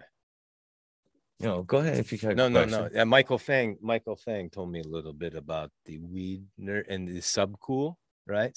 Is it Subcool? Yeah. Yeah. So you Subcool, please the original Weedner. yeah, right. That original. And he told me a little bit about that and just how it was quite popular at the beginning, right? And now we have just oversaturation of the market. And one of my cannabis cousins, Leaf Cycle, called them. I thought it was funny. Called them pollen chuckers. And I thought that was funny. And then I see this meme the other day, and it's like it was like before and after, and it was like a surf break, and it was like the seed game, I don't know, back when it was all brand new, and then like the seed game now, and it was like a wave, and they call it the lineup, where you like line up to try to drop in on your wave, and then when it's really busy, all the kooks are out, and so everybody's fighting for position, and so that's what it looks like now in the seed game. Sorry, I ramble again, but yeah, it's quite saturated. That Michael was telling me a little bit about the Subcool, so let you take you back to that about the Weed Nerd Nation. and the subcool, and then please elaborate more about the Mendo Dope Boys and how they sing about the Weed Nerd Nation. Go ahead. Oh man. So the Weed Nerds are a tight knit bunch for sure. You are welcome, and now formally, officially, welcome to be a Weed Nerd. Probably already are by the sounds of it, to be honest with you. But so Subcool obviously started TGA or helped start, which was a group of breeders putting seeds out there. And he started putting out videos along the way about the strains he was growing and everything else. And I thought what I myself and everything else admired about Sub was he was growing the shit. So basically, not only was the strange reputable and shit, but he was doing these podcasts, like, but back then they weren't live, they were uploaded, and people fucking really really digged it. You know what I mean? First time I seen it, it was him trying to teach super soil and him just teaching the dank. It started out to be, the original ones were just like a radio show, him kind of just sitting there talking cannabis news with a little bit of music playing, and things started to build and steamroll. And then things were able to where we could go live, or he would go live.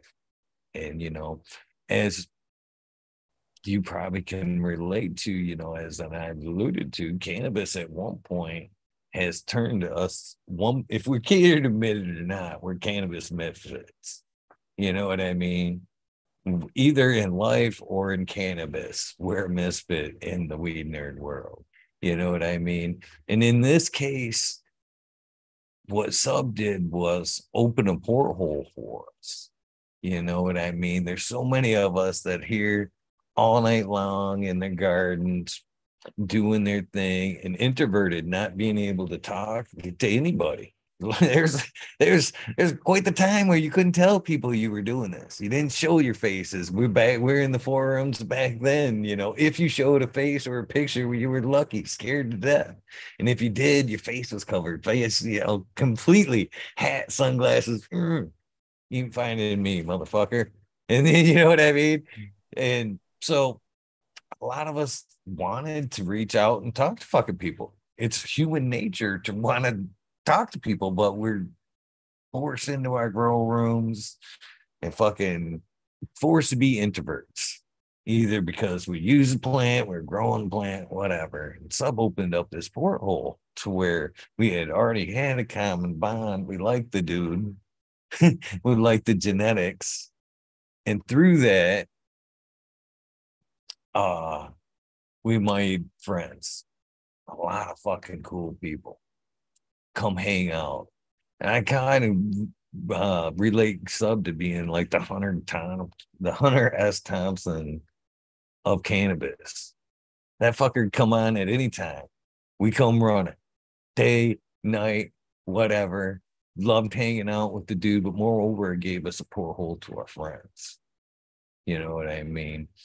And it was an amazing thing. And it seemed to grow and grow and grow as we became deeper and deeper friends. And we became, to love Sub, the character. And as I grew to know him behind the scenes as a friend, awesome dude, two different people. You know what I mean? On air, off air, two different people. Off air was just an incredible person, as the persona you've seen on air, just flip flop, bipolar almost. You know what I mean? Same energy, a little bipolar. But so we things happen, life happened. Their divorce kind of split the weed nerds a little bit, but still stood strong. Fire, him facing diversity a little bit, losing everything he had, and rebuilding was super cool to watch, be a part of. And then, we lost him, almost 2 years ago now. We're working on 3. And man, that for me was oof, crushing, crushing. Sitting into a room, even now, it's somewhat tore down now because life, making that move, whatever, tearing it down, sitting in this room as after he died, man, was I almost hung it up, man. I'd been a seed tester for him for a long time, and just to be surrounded by, not that porthole not being there anymore. The fucking porthole wasn't there anymore for a lot of us. You know what I mean? It was fucking done. Everything was done. And it was super tough to deal with. And then per happen chance, one road left to another, one show, I ended one thing and it ended up being this. And the weed nerds followed followed here. And them were undoubtedly some of my first polls where people in the weed nerd would not like the people that I had was blessed to be able to meet through sub. Sub opened up a shitload of doors for me. We talk about, seeds and, throwing out them. The whole seed endeavor there. And I agree with you about the pollen suckers. We can go on a whole another. We can go on about that. But that was an awesome experience for me. Like I said, the cannabis had taken me down so many roads prior to this. Growing, being a caregiver was super, like I said, meeting those the patients, you know what I mean?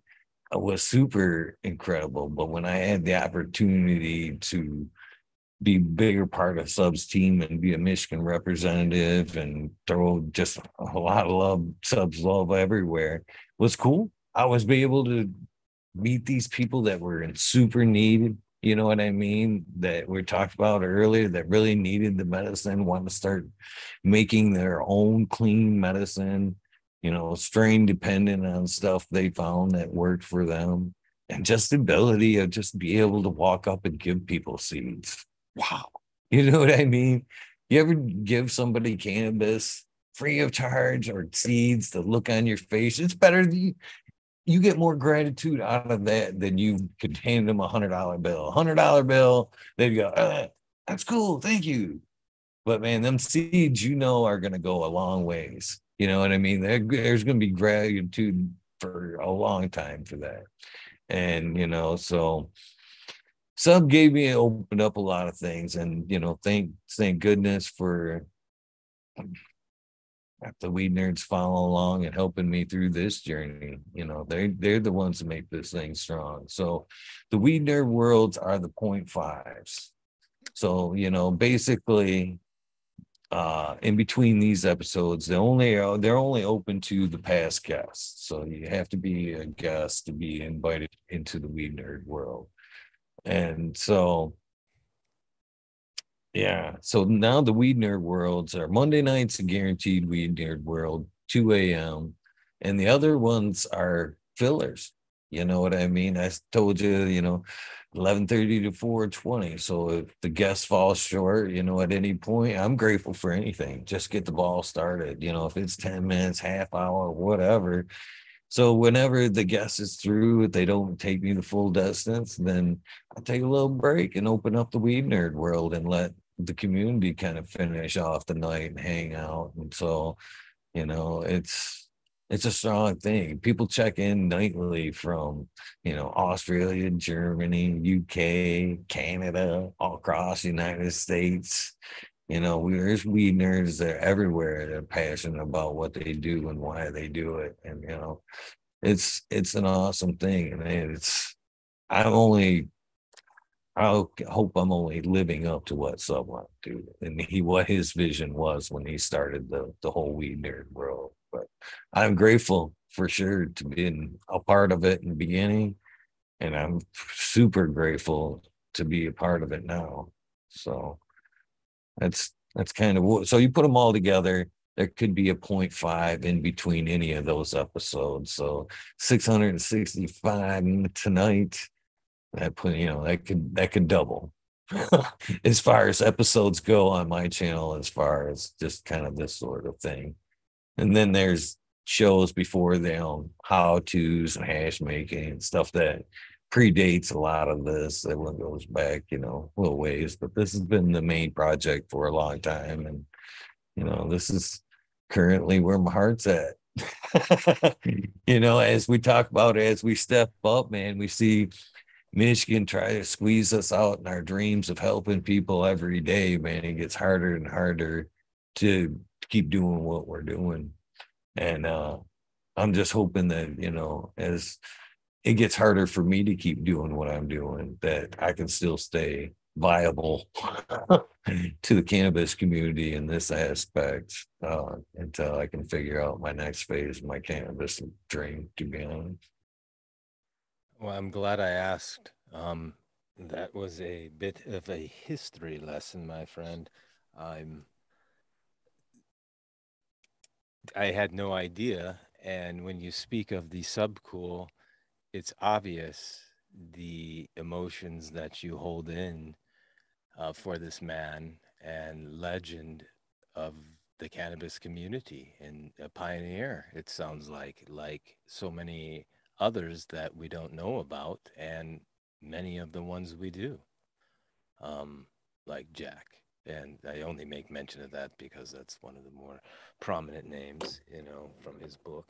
And but what you say, so Subcool was from California, was he? Uh, He started in Georgia. Georgia's his origination, but had been all over in his growing journey from Amsterdam to Canada to Wisconsin, spent some time in Oregon, lived in California for quite some time. And then after fire took out his house while he was in Cali, burned a good his gardens, most of the parents he had, and then pretty much fire chased him to Arizona. And Arizona is unfortunately where he hung his hat. That's why I was saying. In Arizona just recently became legal medically or recreationally? Oh, I know for sure that it was a medical thing why he was there because he was pulling patient cards. Gotcha. Another fun journey of his was he bought a house with an indoor swimming pool, and he had alpha 1, which is a breathing disease. And it was tough for him. He found problems with all the moisture, the humidity in the air. So he drained the pool and fucking grew weed in it.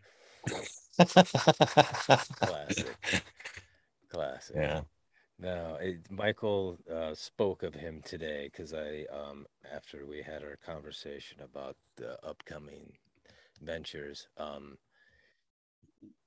I asked him about you and being on the show. Asked him for more background. I said I didn't have time to do my homework. Who, like, eh, I wanted to be respectful to you.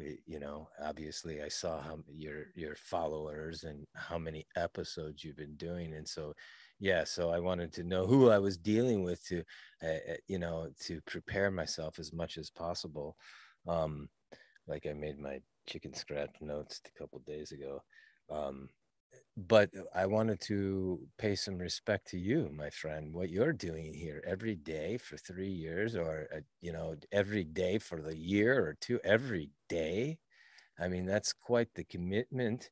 And you do something that long, and whether it's 4 followers or 400 followers or more, you've now made a commitment to your follower base, right? Like you are feeling the emotions of what you were a part of with the subcool, and back then it was forums, right? Like you guys, the forum community, the underground, I miss all that. I can't speak on that. I was not one of them. I was getting it from you guys, no doubt. Thank you. But I was not willing to risk, with family, children, and it's not for me to play nefariously like that, especially in old country and that. And here options are limited with problems like that. But anyhow, it's so I appreciate the fact that your caregivers did that, but I appreciate you more for building a community, a platform here. And I must say, because you see, there's lots of equipment here that my cousin has acquired, but you still have to operate it. You still have to do it, commit to it, and be disciplined to do it. And that was part of the reason the podcast is not up since the COVID of coming here and the lockdowns and building this all, is because it is a commitment. And unless you're willing to do it consistently, for something like this, what you're doing, you have to commit to it, and you have to do it at least one season, right? 12 episodes or more. But for what you're doing, you're giving a platform for people to come on to talk about what their interests are, happenings in the cannabis industry or with the plant, um, or just everything. That's a wonderful platform and opportunity for someone like me that's new to the scene, didn't know you really. I mean, now I recognize you from Mendo and the Mint, and I knew you were plugged into the cool kids because you were hanging out with them, and the Bergs and those guys, right? So and I was quite shy. I don't know, because I got this beard and and anyhow, running around doing my thing. People don't know me yet, so I don't know. Anyhow, but what you're doing, I'm admire. I admire and I envy you, and I give you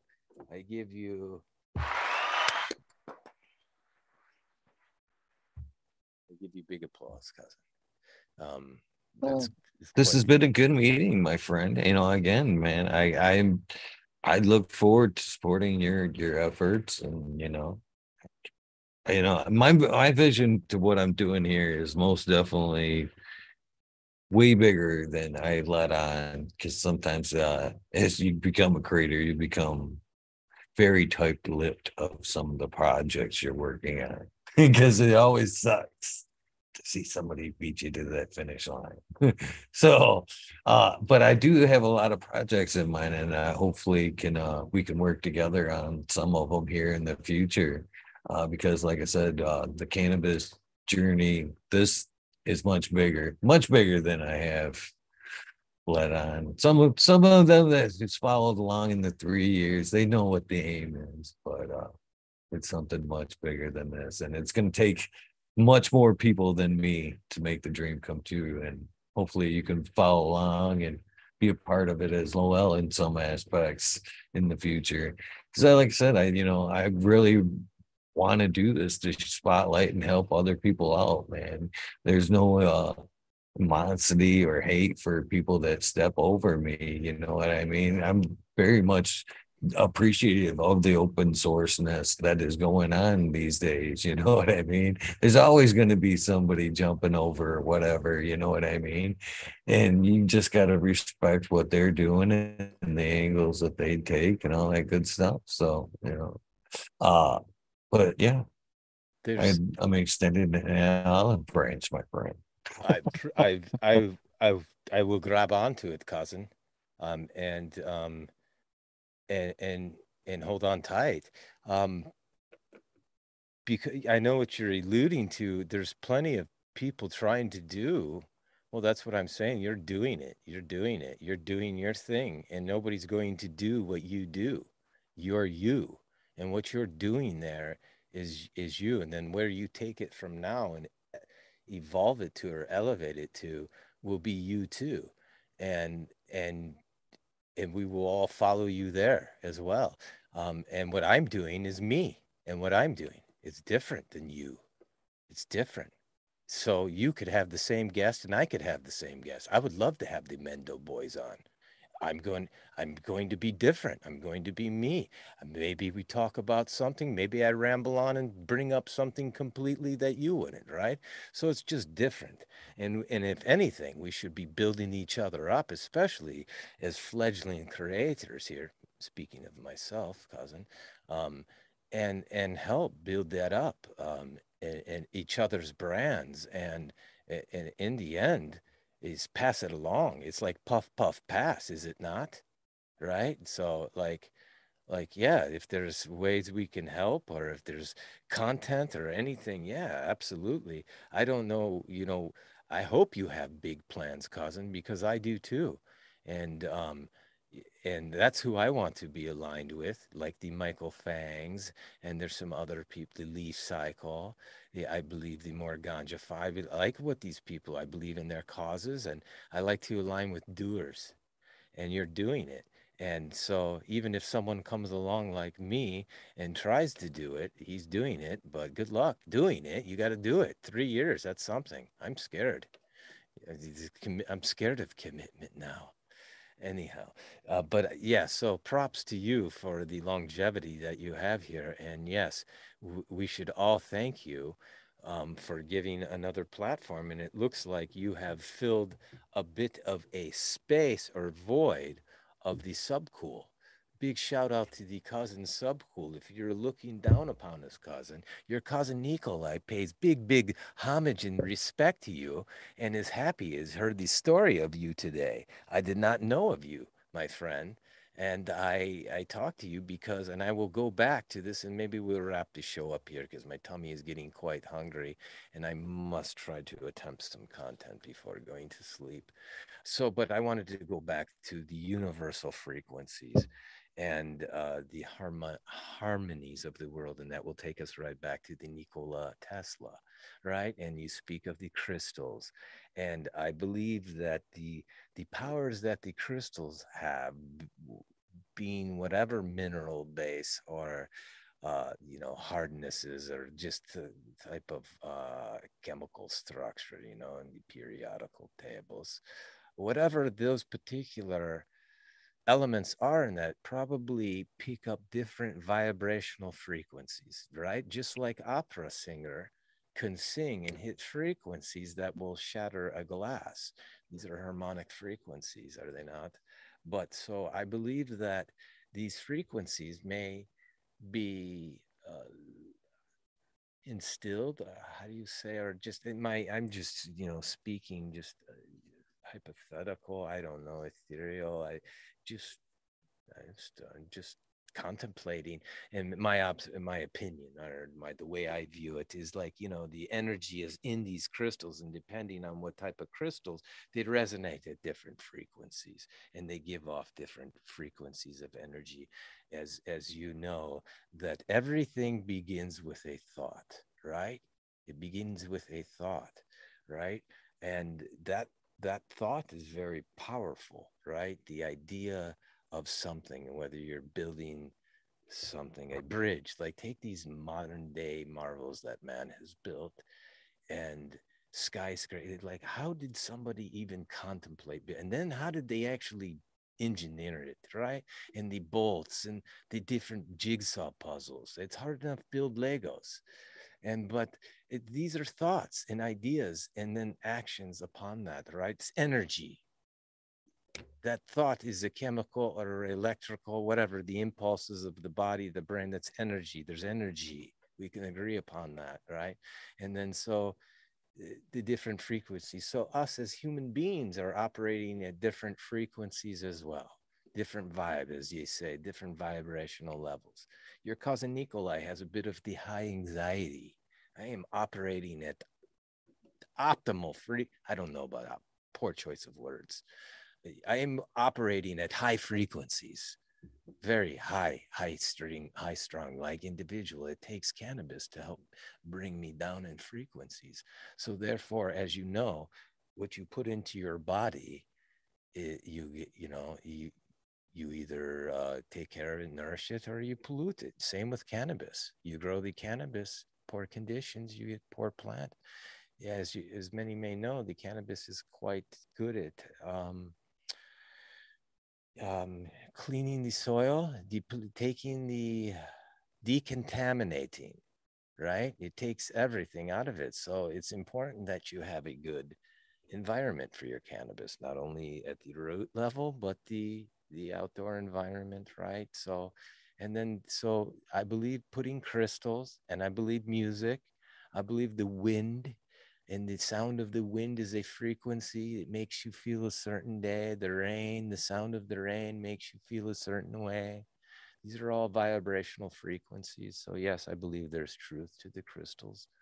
I do believe there is truth to a lot of these things that the metaphysics speak to, and the philosophers, and there's a lot of lost education amongst us, right? Over the time, there's a lot of things that people are discovering these days and enlightening their minds. So I will leave us with that expansive thought. But yes, hopefully I tonight, go ahead, jump in. I was gonna say I can dig it. We're more alike than you know, because I've spoken a lot of the frequency as well. I hope you come. I hope you join in the weed nerd world quite often, a little bit more. You're more than welcome. I guess since you gotta go, I guess this is where I No, take over a little well, you bit don't have to here. cut me off, but So yeah, go ahead. But I'm just saying, yeah, tell me more about the wheat. So that means, real quick, the weed nerd means I get to come back on and be a 0.5. So then I'd be truly weed nerd nation or whatever, right? yeah, yes, sir. So basically, the Zoom link that I sent you this evening is always good. Always good. Anytime you see a weed nerd world, you don't need an invitation. It's pop on, come on, talk about what we're talking about, change the subject, just hang out and smoke. We don't give a shit. We're weed nerds. Sometimes we're talking about cannabis techniques. We might be showing our gardens off. We might be talking mushrooms. Might be talking conspiracy on mushrooms. Hell, you don't know what you're going to get into when you click that link. But I can guarantee this, it will be fun. So anytime that you do see a We Nerd World in the title, and you're bored, you're up, click that link. Come have some fun with us. Bring some new topics, some perspectives. We don't care. Agree with us, don't agree with us. That's the beauty of this. And we love about the perspectives. We should be able to have our own perspective outlook. Smoke this, you know what I mean? We just like any other slash and take it in, go, yeah, you're crazy, put that dude out, go home, come back, and start over. You know what Right, I mean? Because right. it's all in fun. You know what I mean? We should respect each other. So anytime you see a Weed Nerd World in, you're more than welcome, and we would love to have you.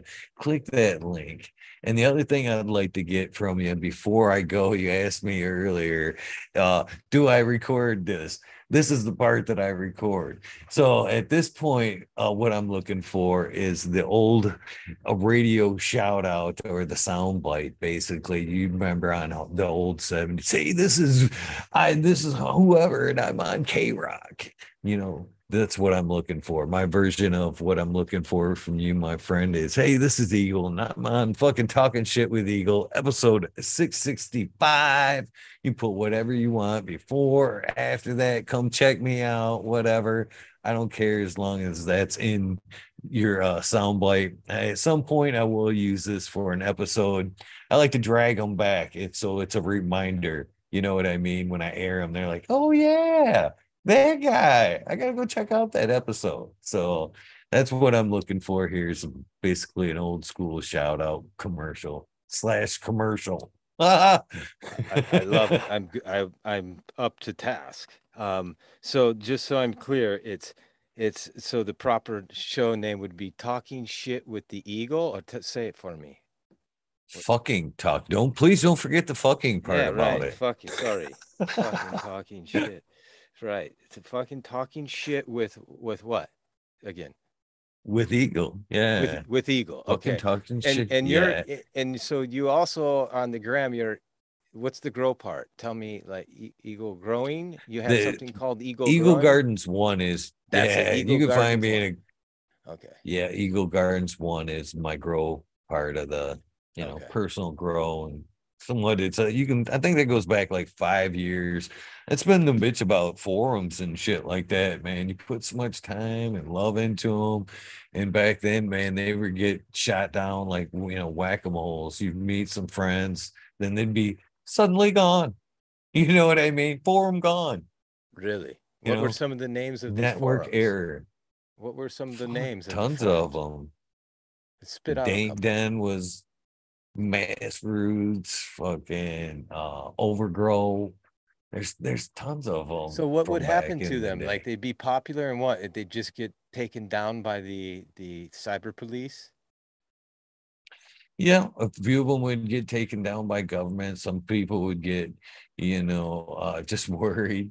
A lot of Right. it was just people like ourselves that, started shit like this and had to cover server costs and shit on their own. And, for one reason or another, decided to wrap it up and information lost, friends gone. So, Yeah, yeah, so many that's reasons, that. It's right? That's now you got me rambling. no, no, it's okay. It's interesting. I wanted, and so last thing I want to ask about, and because I want to have some is you when we were talking about subcool, you said TGA. What does that stand for? Who's that? Is that The another? Green Avengers. Okay, so who Green are they? Avengers.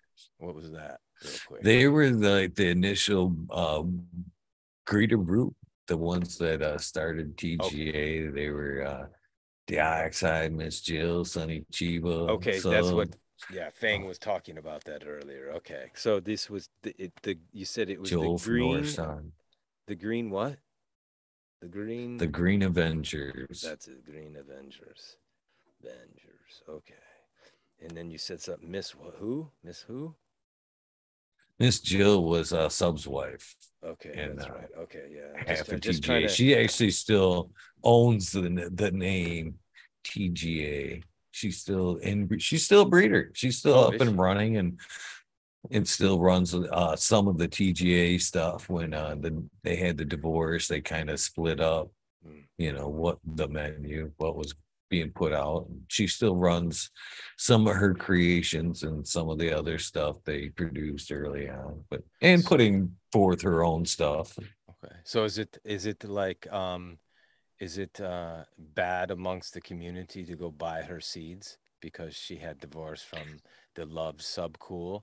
Is there a whole group of haters out there that if all of a sudden like somebody, like, oh, you shouldn't have did that because she did him wrong, At one point, yeah, that was almost fighting words. I think Sure, at I would one point, imagine but these during days, since the passing, and it's like that was one of the things that kind of was a bummer. Is after his passing, a lot of the men's were made. You know what I mean? The whole we nerd world came full circle. You know what I mean? There was a lot of mending in his passing that should have come prior. You know what I mean? right. Life's very humbling. Shit you do when you're young fucking can be stupid and whatnot. But in the end, in the passing, you realize, fuck, I We're can't all say just goodbye. people a You know short what I year of mean? time, my friend. We're all fragile souls. We really are. And yeah, in the end, you take none of this shit with you but a memory. But anyhow, I'll get down to your shout out. So again, I am fucking I am talking ready. shit. So So I'm fucking, I will I'll get ready to do it properly. I'm just warming up. Wait, okay. So you're going to record this and you'll take the best version, right? yes, Right. sir. Okay. So let me get warmed up here and make sure I'm doing the call out right. So this is fucking talking shit with the Eagle, right? Yes. Okay. And I have seen some incredible people do 5 or 6 takes. Yeah, Danny right. Danko, I Well, think, did like so 5 in a row. no, that's fine.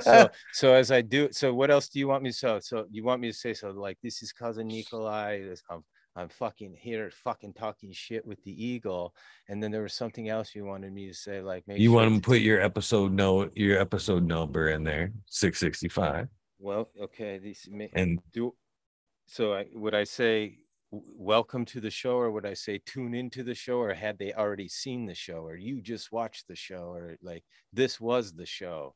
Like is this past tense? you were on episode, yeah, it's definitely past text. Okay, so This this is is cousin Nikolai it might just got done doing, the episode 665 fucking talking with something like that, right?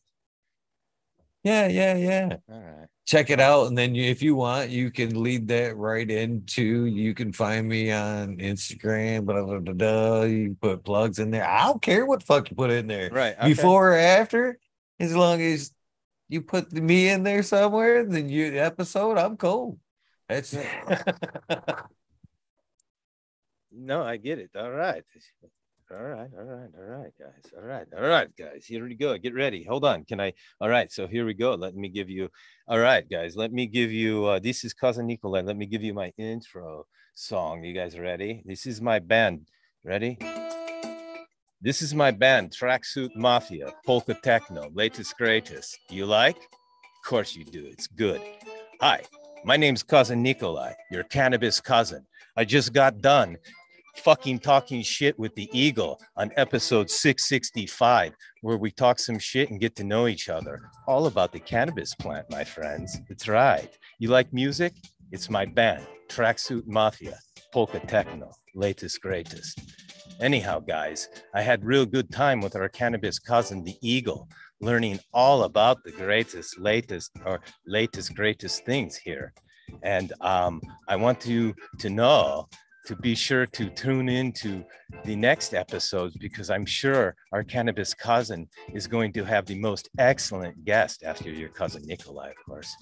Anyhow, if you like what your cousin Nikolai is doing here on the Eagle, fucking talking shit with the Eagle, then please check me out on the gram, where you can find me doing some things of my own.